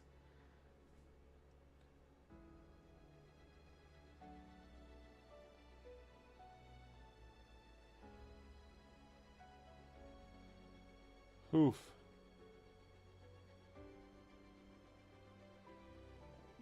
But yeah, I'm challenging myself with my Chaos Space Marines to paint kind of like John Martin, that, like I said, that Pandemonium. I really want to see if I can challenge myself to paint maybe the army like that in the display board.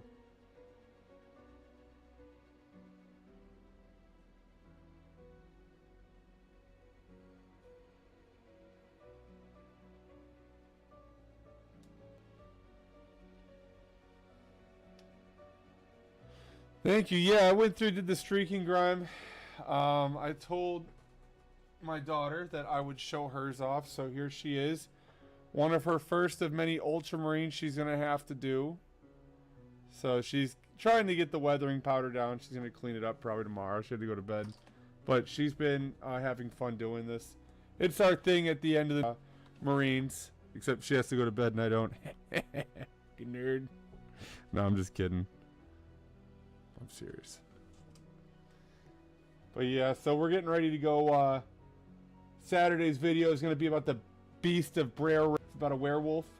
And it's like 20 minutes from us. So we're going to go drive the road and take some footage and see if we see a fucking werewolf, dude. It's going to be awesome. Tune in for that on Saturday. Oh yeah. Yeah, they really won, dude. We did a campaign the other day for Armatura. Tabled. World Eaters came through with the butcher's nails and just wreaked havoc on them. Lots of one. Amazing.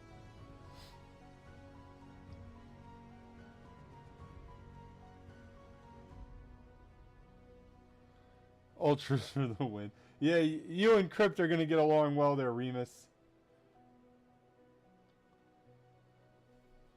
Oh, I know. I'm going to throw that at the end of it. So, like, I've been doing a little bit of research and typing away here and there. It's not going to be like I said, I'm with these ghosts or cryptid stuff, like, those are just from me to, like, people that enjoy the crap. I like it. But I've been doing a little, which I would have included in the Mothman video I did for you, was, like, all the Mothman movies and literature that's out there, because there is just, like, a ton. But every time I do one, it's like a work in progress. I know for next time what to add.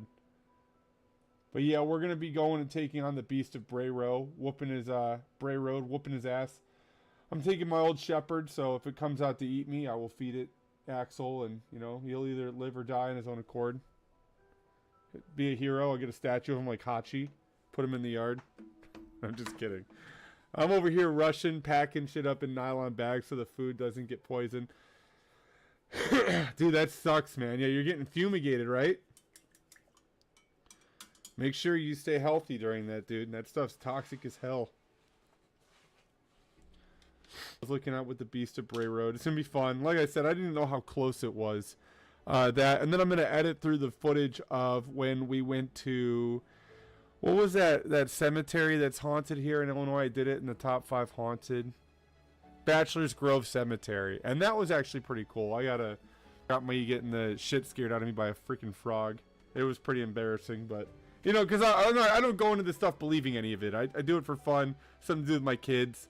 And I got this frog freaking jumped out of nowhere right at me. I freaking lost my shit there.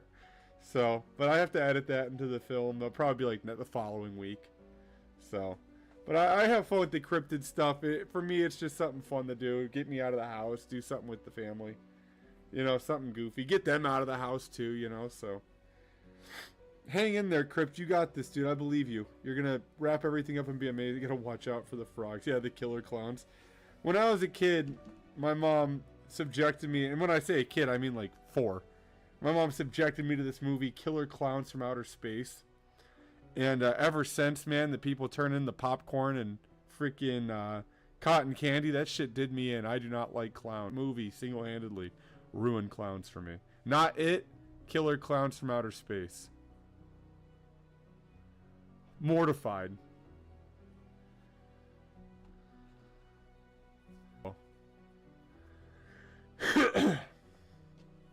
Yep, hope you're happy. My childhood was ruined. Just kidding. No, dude, it wasn't scary. I don't know. It was the whole fact that they turned people into freaking cotton candy and drank them. That shit did me in as a kid. Yeah, something come out of the sewer. I didn't play by the sewers, but every kid eats freaking popcorn. Every kid, you know, has cotton candy. You know what I mean? Just hit different. Especially 1990. Who the hell was the guy from Rocky Mountain Horror? What the hell is his name? I want to say John Cleese, but it's not John Cleese. It's he was in the Muppets Treasure Island. The hell was his name, the actor? Tim Curry. Dude, thank you, Rick. Yeah, dude, Tim Curry was the shit. He did such a great it. Loved him in Muppets Treasure Island. He really is a fantastic actor. He's pretty well versed, I think. He definitely underrated, I think, in terms of cinema. What's Tim Curry up to these days? I wonder what he's doing. Is he in any movies? Oh, he's in Scary Movie 2.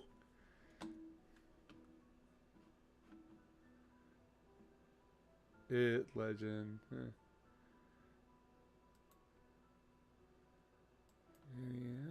Fern Gully. Oh, he's in Fern Gully? I didn't know that. Congo? He was in Congo? That was a good one, too. The Hunt for the Red October. Oh, and Tales from the Crypt. Great TV series. Dr. Frankenfurter. Yeah. Dude, he was awesome. I'm telling you. Tim Curry is just such a fantastic actor. Oliver Twist. Huh.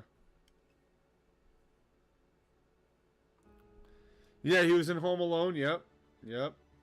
Apparently, he was in Barbie and the Nutcracker in 2001. Add that to his thing. Over the Garden Wall, The Color of Magic. The Wild Thornberrys. Oh, he was the dad, wasn't he, in that?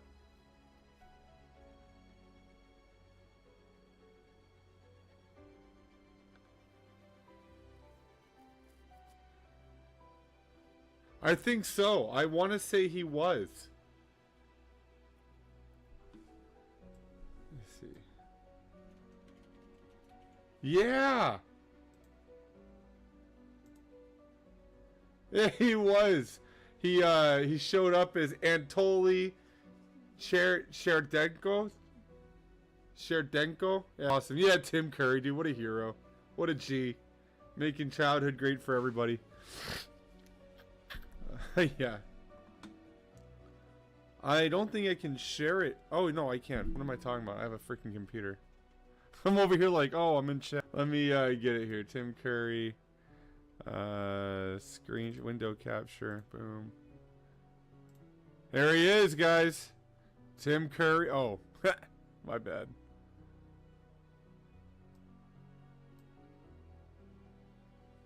There we go. Command and Conquer. Hanging in there right there. Sometimes I forget that I'm the one doing the streaming here. Yeah, what an awesome act, dude. He did a good job. Like I said, what else was he in? I still stand by it, dude. Tales from the Crypt. Fantastic. One of my favorite TV shows. I think you can watch them here on YouTube as well. I don't know. They're always good. Scare the crap out of the kids with them.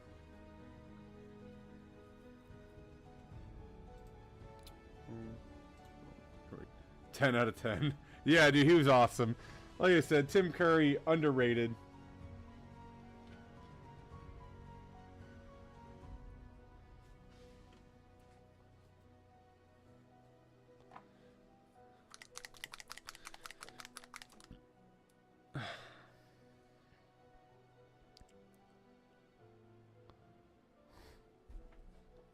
Scary movie. It's one of my favorite scary movies. Grab my strong hand. Hey, thank you. You have a great night as well.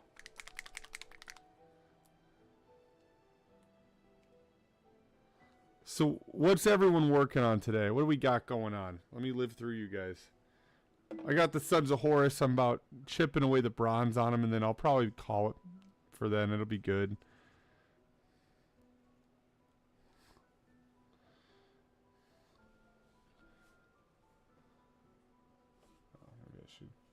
Start off with someone that already had the wash done on.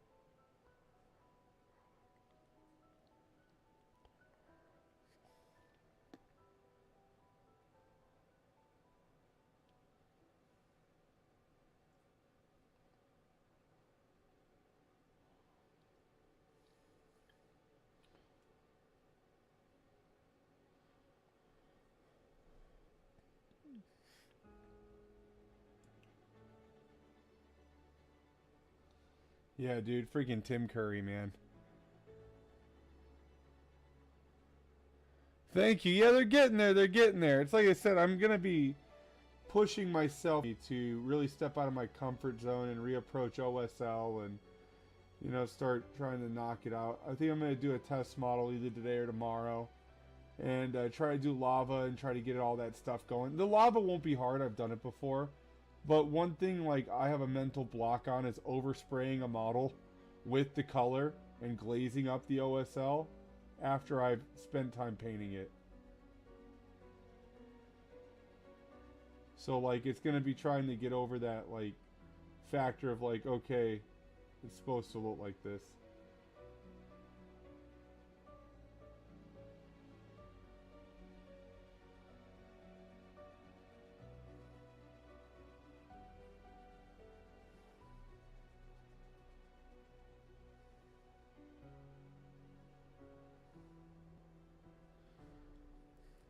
Yeah, he's coming out pretty good. I'm pretty thankful. A little bit of the highlights. And then it's just setting the tone for how I'm going to do the rest of the Legion. So whatever I'm doing for these guys will be the minimum I do for all the rest of the models in the Legion.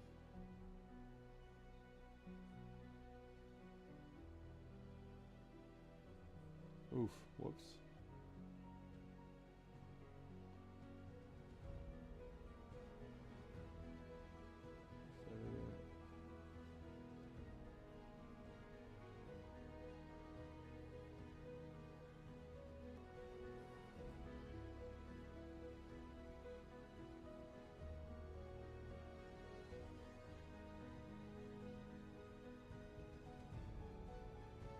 One thing I'm really excited for is for the despoilers, tactical marines for the Heresy. So I'm looking forward to really kind of painting them. They look like fun. The chain swords in all their hands, and then the upgraded chest options I found for the new Mark III are just going to make for a really fun time, I think, personally.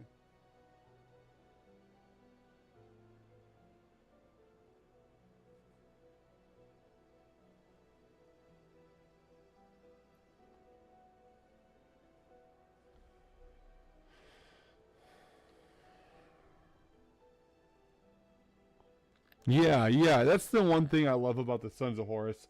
I feel like the Black Legion, where they fall short with me, is they're all like black. I mean, yeah, there's accents and all this other crap you can work with, but there's not like that accent color. Like these guys have the green and black, or if I do the Catchulan Reavers or First Company Elite, they're black, and it's like a variety. You know, I can do Destroyers where it's black and the sea green. You know what I mean? And that's one thing I really like about the Sons of Horus compared to them in the 40k is they just have less flavor. And I've tried doing the Sons of Horus green, and it just doesn't look... It doesn't look the way like I would like it to with all the different ways they do the trim on the Chaos Marines.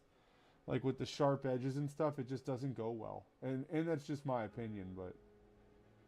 I'm thinking about bringing the Crimson Chaos and just doing a Renegade chapter that no one's heard of or cares about.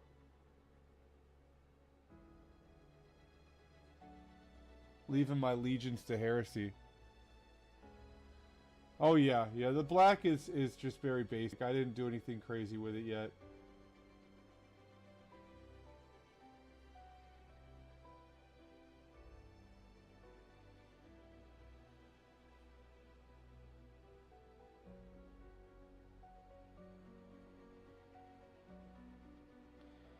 Yeah, I like the fact they're haunted. I think it plays into like the ghosted stuff I do on the channel. You know, but then again, it's like, how am I going to do the OSL of like the lava when I'm doing red armor? You know what I mean?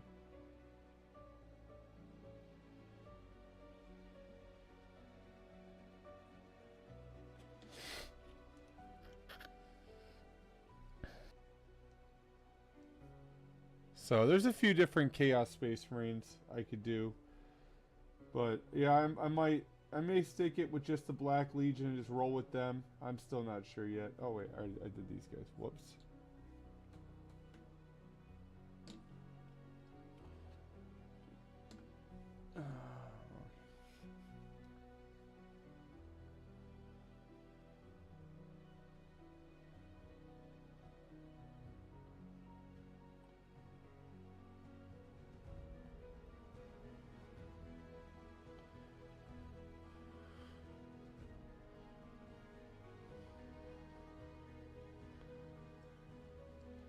And then I still got to go through and edit the video for tomorrow.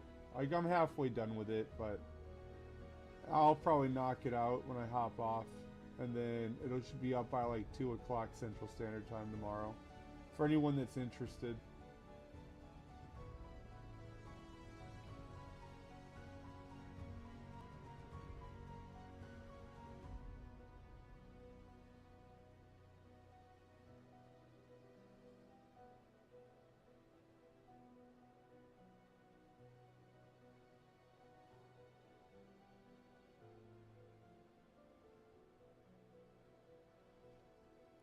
Oof, dude, you got sick?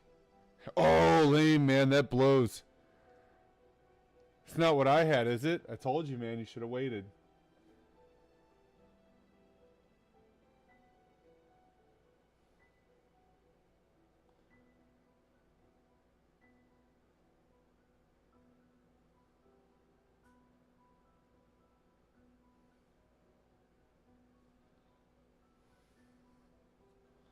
Told you not to risk it. I was like, dude, it's rough, man.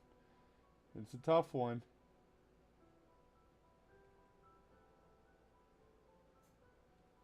Hello there.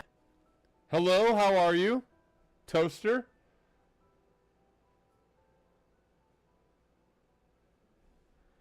Knocking out some of these beautiful, beautiful Sons of Horus.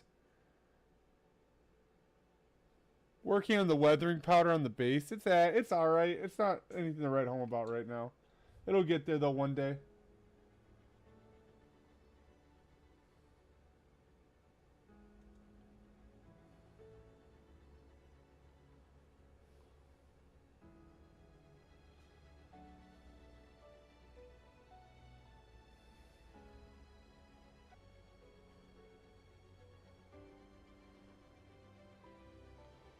And then it's just going to go through, hit the Turges, knock those out. Maybe do some Doom Bowl if I really want to go ham scrag.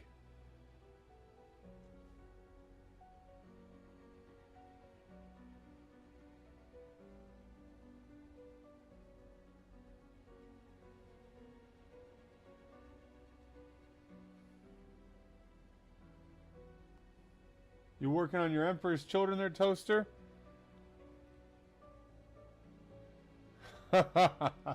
Dude, better you than me, man. 49 freaking pads of trim. I am lamenting myself for having to paint just 49 Chaos Space Marines.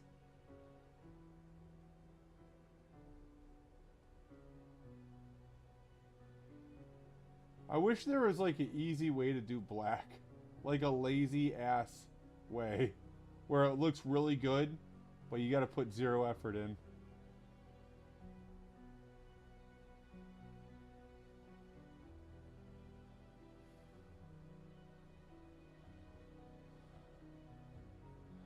You got this, dude.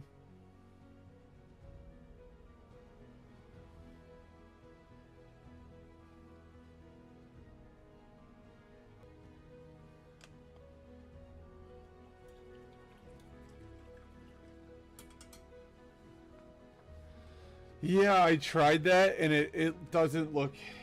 I want it to look like... almost like reflective black armor. Like this crazy power, like abyssal black. And when I do the contrast... Right, let me see here.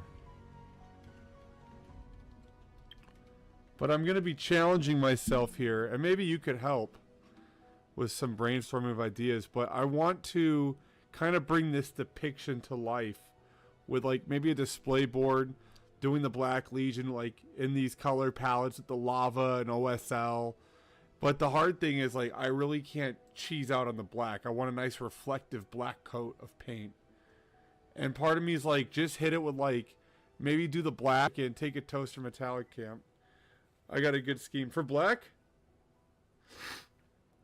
Because I did that with, let me go to the Instagrams here.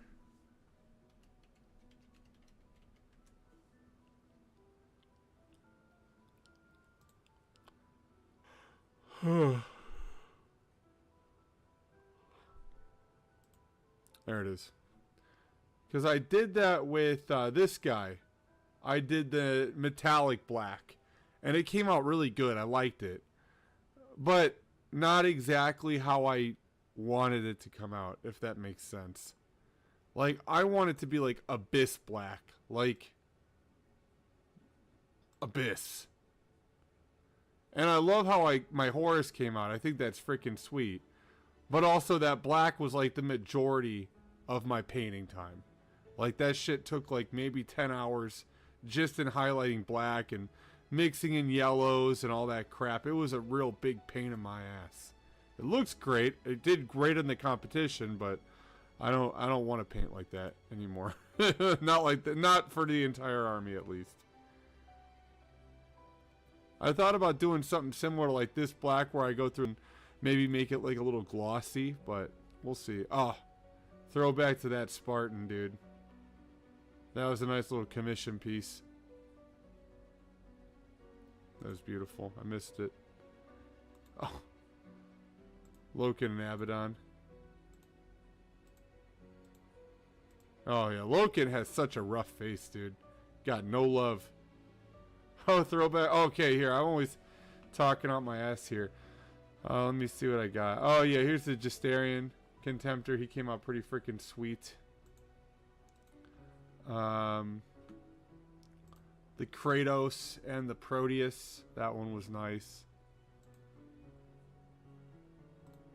The Praetor. He came out beautiful. I like that Praetor still. He's awesome. Let me show you the Death Guard real quick. So this is when I really started like trying with oils. It was alright. But this is how... Not that.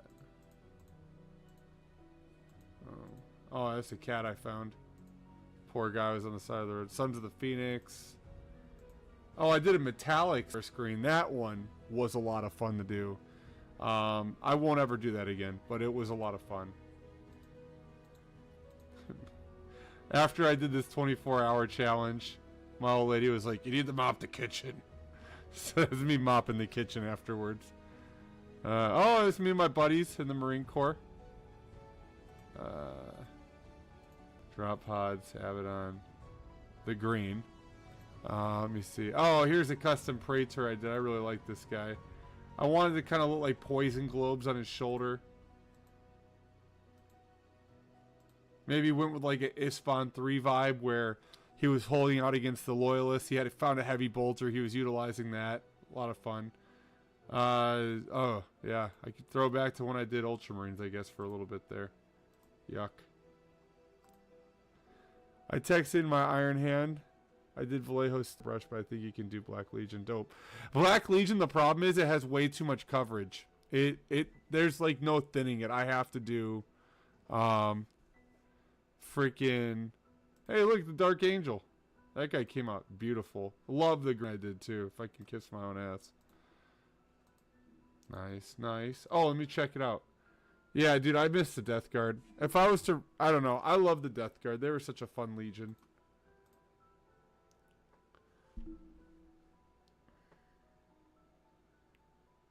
Oh, dude, hell yeah. Ace, dude. That's amazing. Yeah, this was an entire resin army, dude. That sucked. Oh, yeah, the Solar Auxilia. Those, that command squad was cool. I miss those. The entire resin Auxilia army. Oof.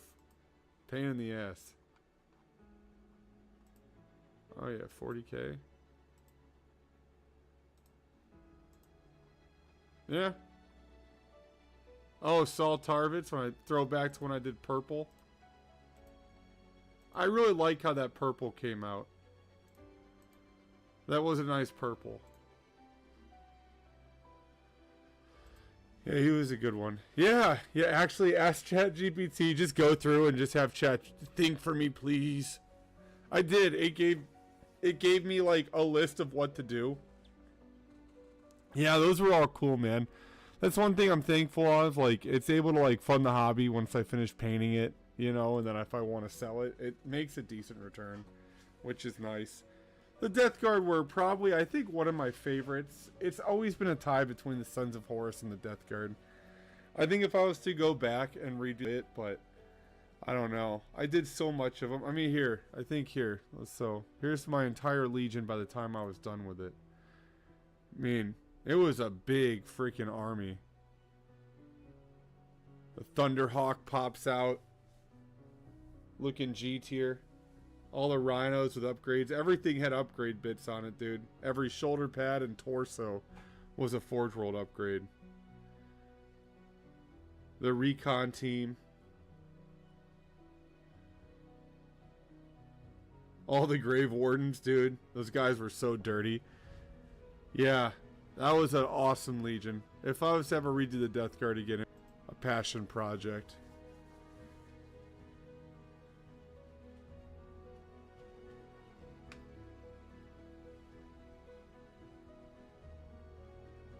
But yeah, they came out awesome. Look at that.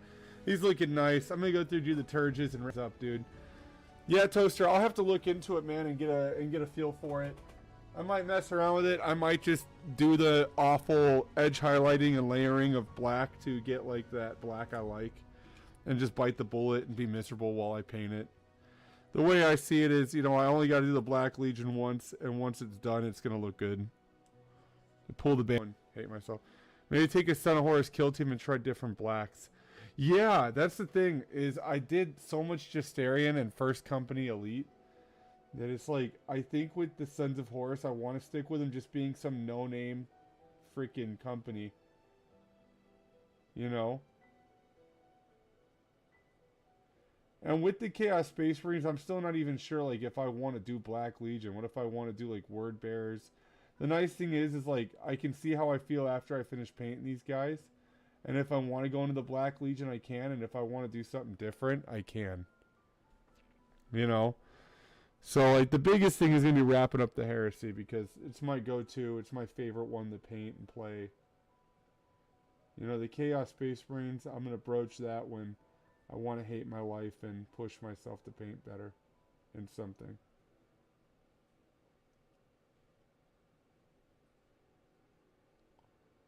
But that's the nice thing about the 3D printer. I also don't have to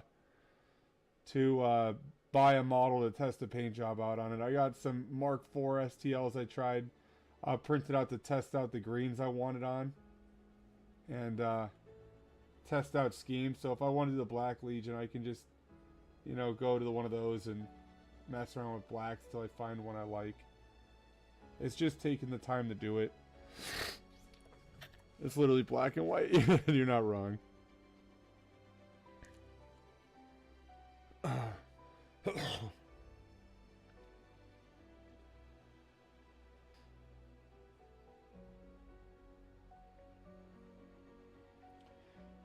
So that is the one nice thing about printing, is you can literally print a model and say, I want to test my scheme out on something like this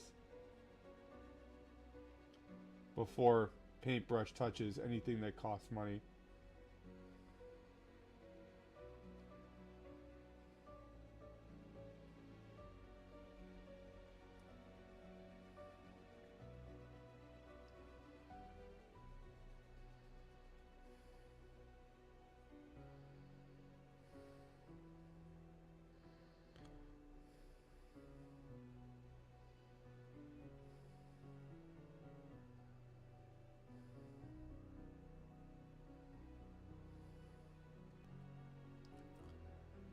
I really hope this chicken didn't go bad. Dude, there's only one way to find out.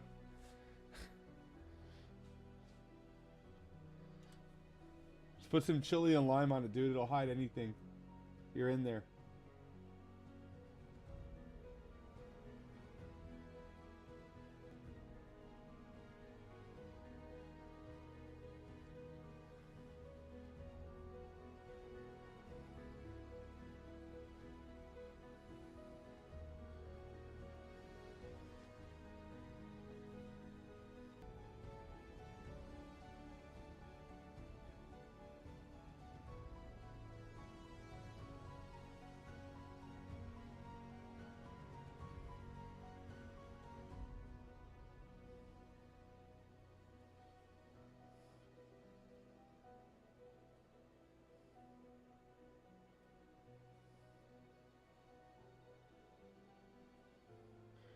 Have you guys seen the AI friend coming out?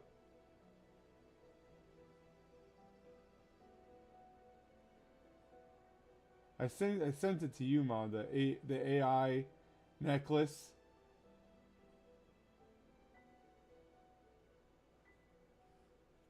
Oh my goodness! All right, let me pull it up so we can shit on it together. Oh, dude, no, it's worse. It's so much fucking worse, dude. One of my buddies from the Marines sent it to me, and he's like, "Hey, dude, look, it's the future." I was like, "Hell no, that ain't my fucking future." Let me get it. It's freaking pathetic as hell.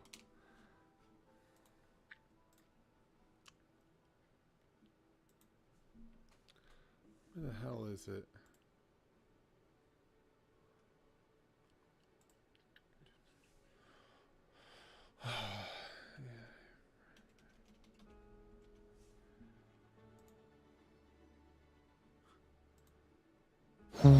Alright, here we go.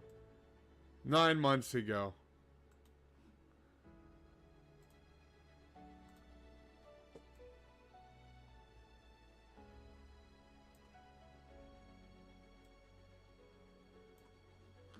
So here it is. Let me make sure here. Let me turn my music off.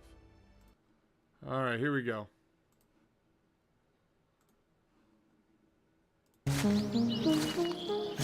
Cringe, dude. Gosh, I'm out of breath. So we made. Woo! I don't know how to woo very good. Jesus, dude. I don't know how to woo very good. There you go. That's fair. Oh, man. All right, let's go. Let me show you how to game, bro, okay? Oh, come on. This one's funny. I don't know why I thought this one was funny. Come on. Homeboy's over there getting his ass completely hate this raffle game. stomped into the floor. Take notes, baby. Oh man, you guys suck, bro. You look like the Check best. this out. You're getting thrashed, dude. He paid for this AI friend to just sit there and shit all over him. Imagine that, dude. Like, you suck to the point where your own AI friend, your subscription service, is crapping on you. Let's go.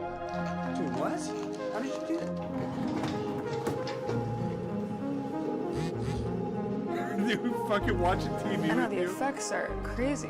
God, man. It's dank. I could eat one of these every day. You'd like this. I can get that for free. Yeah, dude, people Sorry, shit not on me you, all the Lexi. time. It's Oh my really God, nice up cringe. here. How'd you find this place? I don't know. I just kind of like to come up here to be by myself. I've never brought anybody else. That's fucked. I mean, That's like serial besides killer her. vibes right there, dude. She goes everywhere with you, right? Mm-hmm. Guess I must be doing something right then. You guys I gonna guess see so. me with one of them shits around my We'll see. neck, dude? They put me down. It's just my mom on the other end. You always were a disappointment, son. Cringe as hell. Anyways, there you go. If you ever feel like you don't have any friends, you can always buy the AI friend. It'll be amazing. The new red flag. Dude, you go on a date and some chick's talking to her necklace. This guy sucks. Phone's texting her. Ask her if he has balding in the family. You know, just sitting there, just crapping on you. It's like the worst thing in the world. Imagine you use it as a wingman, and it gives you just ass advice, dude, and you get your ass whooped. Ugh. Yeah, I'm good. You guys need a friend. You guys come on here and do not buy the necklace. I'll feel sad for you. Oh man, fucking cringe. How to dine and dash, dude. Yeah. How do I get rid of someone that I thought I liked, but then I didn't? I'll date you. You know, and it's crazy because it's like I've been seeing all these Blade Runner shorts come across, and it's like, dude, that's the future is nigh, man. People over here with like AI girlfriends and shit. Oh, it's gonna be a rough one in the future.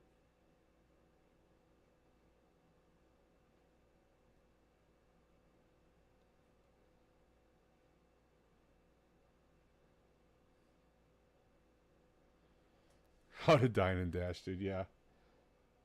Putting AI to good use. Did you hear about that restaurant owner that stalked that guy out of the restaurant for leaving a bad review? And then he was trying to like get him to come back in and then threatening to kill him at the same time it was over in Japan.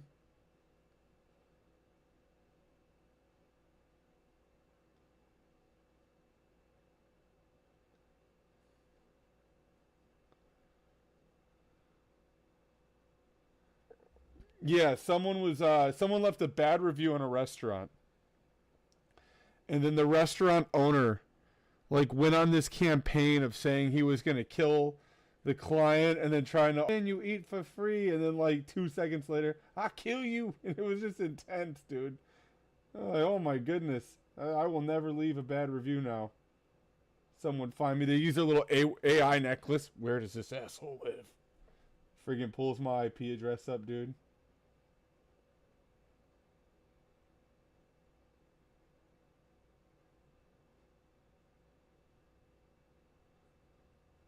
Oh, I was doing Turges, that's right.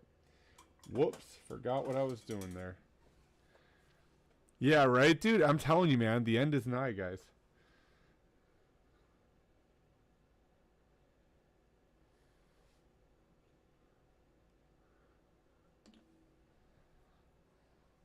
Yeah, the AI friend, that thing was just like crazy. Hey, good luck. Hopefully you go to bed in a positive note there with everyone's AI necklaces.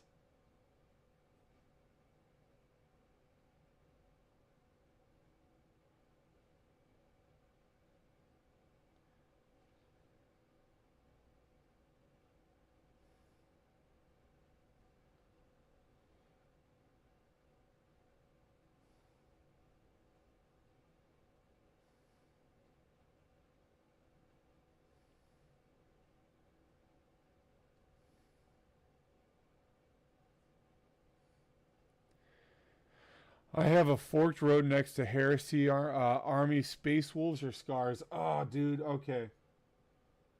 I have to look at both of their rules.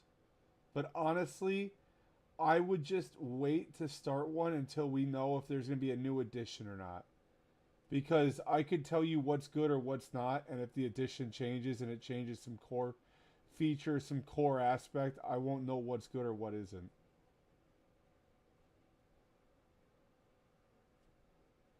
Morning. How are you? It's evening for me, but I hope you're doing well. You missed out on the future AI friend. I'll be careful. Make sure AI is not in the chat here. Gonna go walk the dog. Survive, Crypt. Hang in there, man.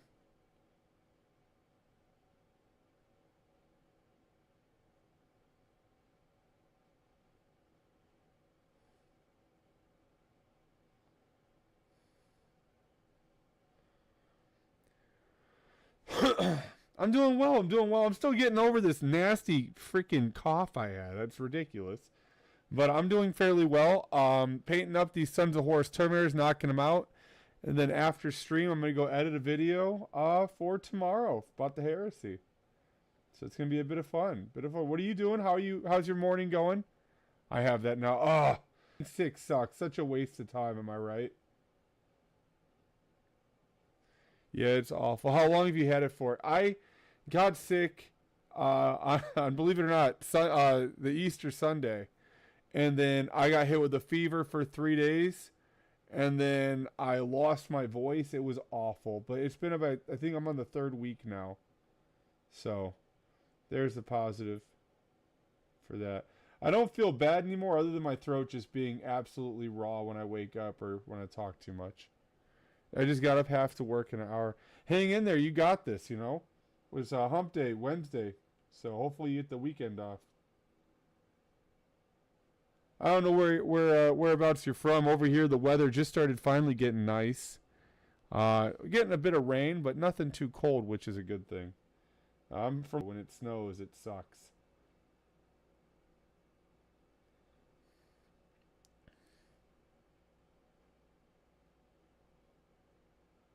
Well, hopefully you make a quicker recovery than me. I like to think half of it was part man cold. It's been a monsoon season in Texas. Dude, I believe it. Freaking Texas, I've been seeing them on the Weather Channel. It looks like you guys are going to start floating away if it keeps it up. You have to be careful out there, Toaster.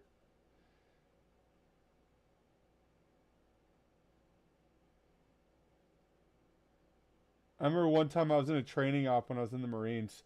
And I was stationed in 29 Palms, which is like a desert. And it rained for the first time in like forever. And one of my boots started floating away in his sleeping system because the rain was carrying him downhill. Yeah, I'm in the U.S., yeah. Yep. That's where I'm at. Well, that's where I've always been, I guess, right? But yeah, I just remember seeing my boot just float down this hill, dude, on the sand and water. It was amazing. Oh, right on. How do you like the UK this time of year? What's the weather like? I served with some people from the UK on my first deployment. They replaced me. I'm trying to remember what their unit was. Let me look it up really quick.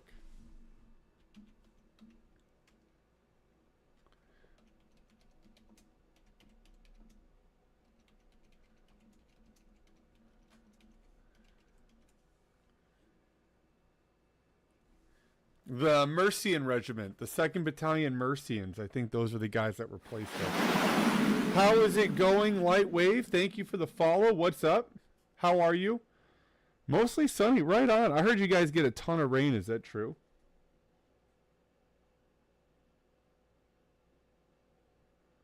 I've been training for Green Beret since my strong-armed robbery charges. Makes the judge a lot more forgiving when they understand they're trying to help the country. I've been training for Green Beret. So, are you going to try and become a Green Beret with robbery charges, or? We only have 1 day of sun. That sucks. that is rough. That's pretty rough right there. That's cool though. I think the UK. I've always wanted to kind of stay. I just got done building my Astra Militarum Combat Patrol. Oh, right on, dude. The Astra Militarum look cool. I dig them. How are you going to paint them? Like Cadians? Or are you going to do like a custom scheme? Yeah, that sounds horrible, by the way, man. Just the freaking lack of sun. I curse you with cloudy weather.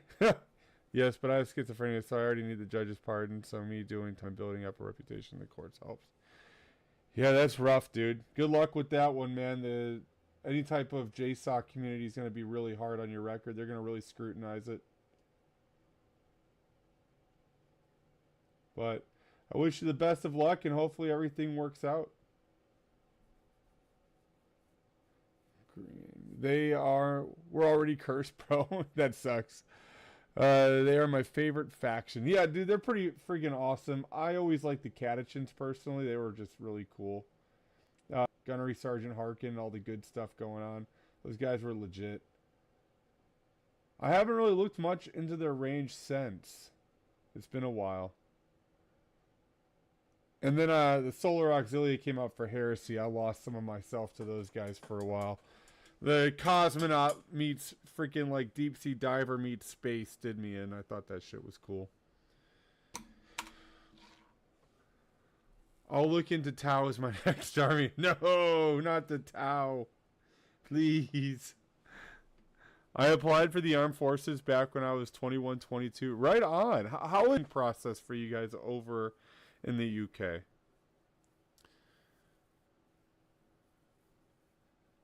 Rubbing my hands when I get them. Right on. Rubbing my hands. Yeah, I bet. Oh, I can't wait to use all my sweet suits against you. I'm going to table everyone. Are Tau still really good? Yeah, it's a long journey. Most Green Beret had crazy lives anyways, so I'm hoping they will forgive my... 6 counts as 4 attempts. Yeah, I'm being trolled at this point. Yeah, probably not, bro. I don't think they're forgiving any of that. I don't even think... You wouldn't even be able to get in the military with a record like that. I've been told Astra Militarum is good. Yeah, I have no idea. It's been, I haven't played a lot of 10th edition. I haven't played a lot of anything recently. I've just been getting painting in. But, I think the Rogel Dorn tank is lauded as a really awesome tank to run. And, also looks kind of cool. I think also, too, with the lack of force, go about building your list. Just after I had the one-on-one with the Sarge or whatever season. Oh, dude, that sucks. Well, I mean, it sucks he couldn't go in, but...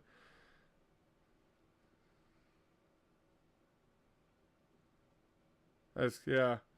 Yeah, that's crazy. My, the pointless alibi. My, sister has autism, so that's kind of unique. She's freaking awesome. Love her to death. But...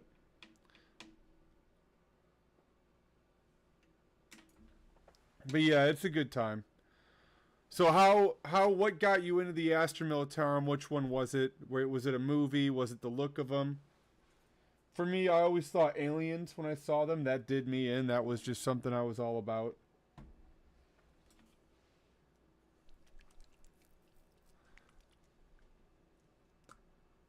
Yeah, that's crazy. Yeah. Yeah, that's pretty intense. Like I said, yeah, they have like a zero policy with that over here, so there's like no way of any type of service if that's the case. I mean, which is good. I think somehow someone accidentally got recruited in the army. But yeah, that's few and far between. Definitely, they don't go out of their way and recruit anyone with autism. I was impressed. The British were pretty awesome. I served with them, and I think I was with some of the ADF guys from Australia, which I was pretty impressed with. They're pretty legit dudes. It seems like they're really well trained. And then I met a few Royal Marines. They were interesting. Not in a bad way. They're just really different from us, which I think is kind of funny. I got 2 field ordnance batteries, and to be honest, I just like being a regular Joe fighting a bunch of aliens. There you go. That's the way to do it.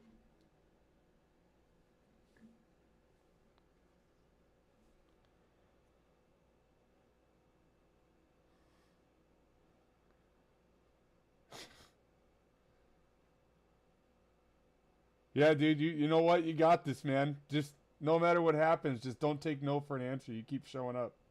It's going to work out.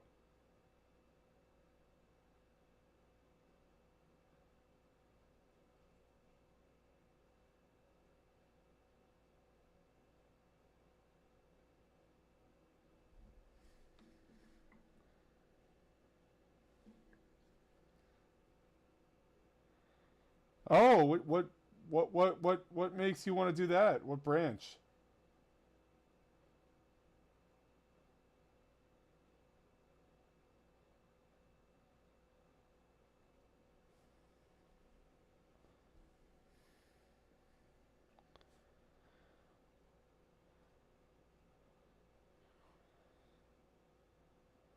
Yeah, I believe that. Yeah, you'll be in there, dude. You're good. I just stick to whatever you're doing. You'll be a natural born, Green Beret Ranger by no time. I think you'll probably be the most successful recruit they'll ever see. Army, and to be honest, I just want something I want to do. Yeah, there you go, man.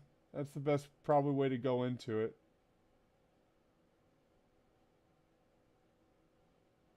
That's to for sure be something you want to do, because it's a tough life sometimes. I can't speak for now. It's been such a long time. I've been out now, but I'm sure it still has the same nonsense with it.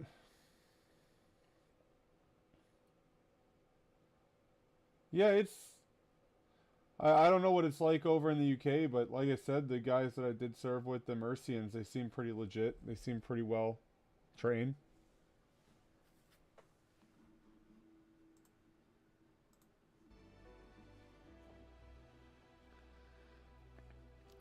That sucks, man. Hopefully they didn't poison you, when you were sleeping. That would have been horrible. Woke up and the fanny would have hurt and you would have had the AIDS.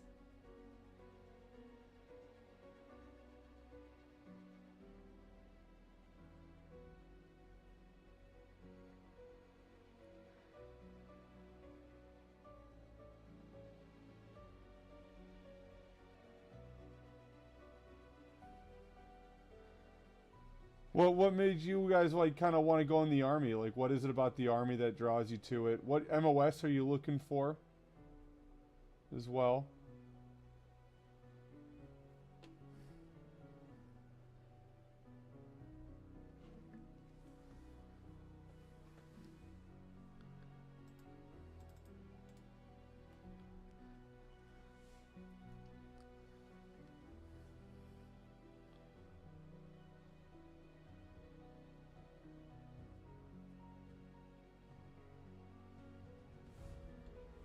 He was in the army back in his prime, and I wanted to do him proud, following his footsteps.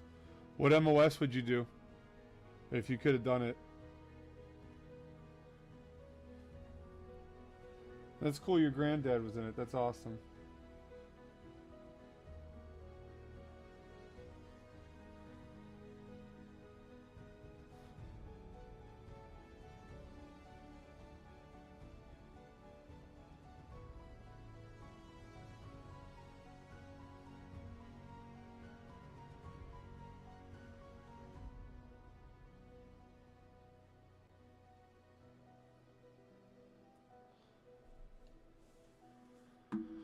Stayed clearance for me. It's not a role model. Well, I think it depends completely on, what and why you want to do it. I think it's a rough life. I think it's not for everyone too, I liked my time in, but like I said, I think it's something that, it hits everyone a little differently, so maybe it wasn't for him. That's all I could think of.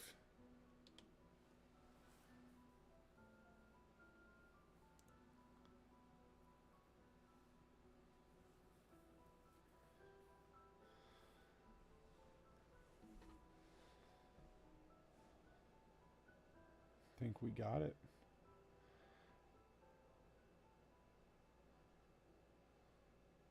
So no matter what we do, this is the minimum we're going to do on all the other ones until it's done.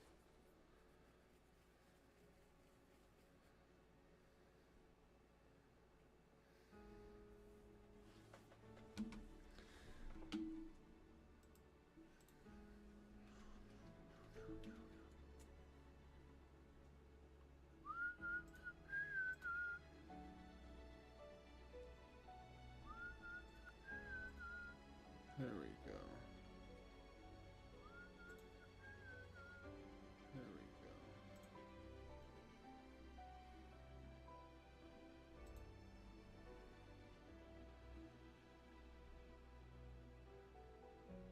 Average stream bitrate too high? What the hell does that mean?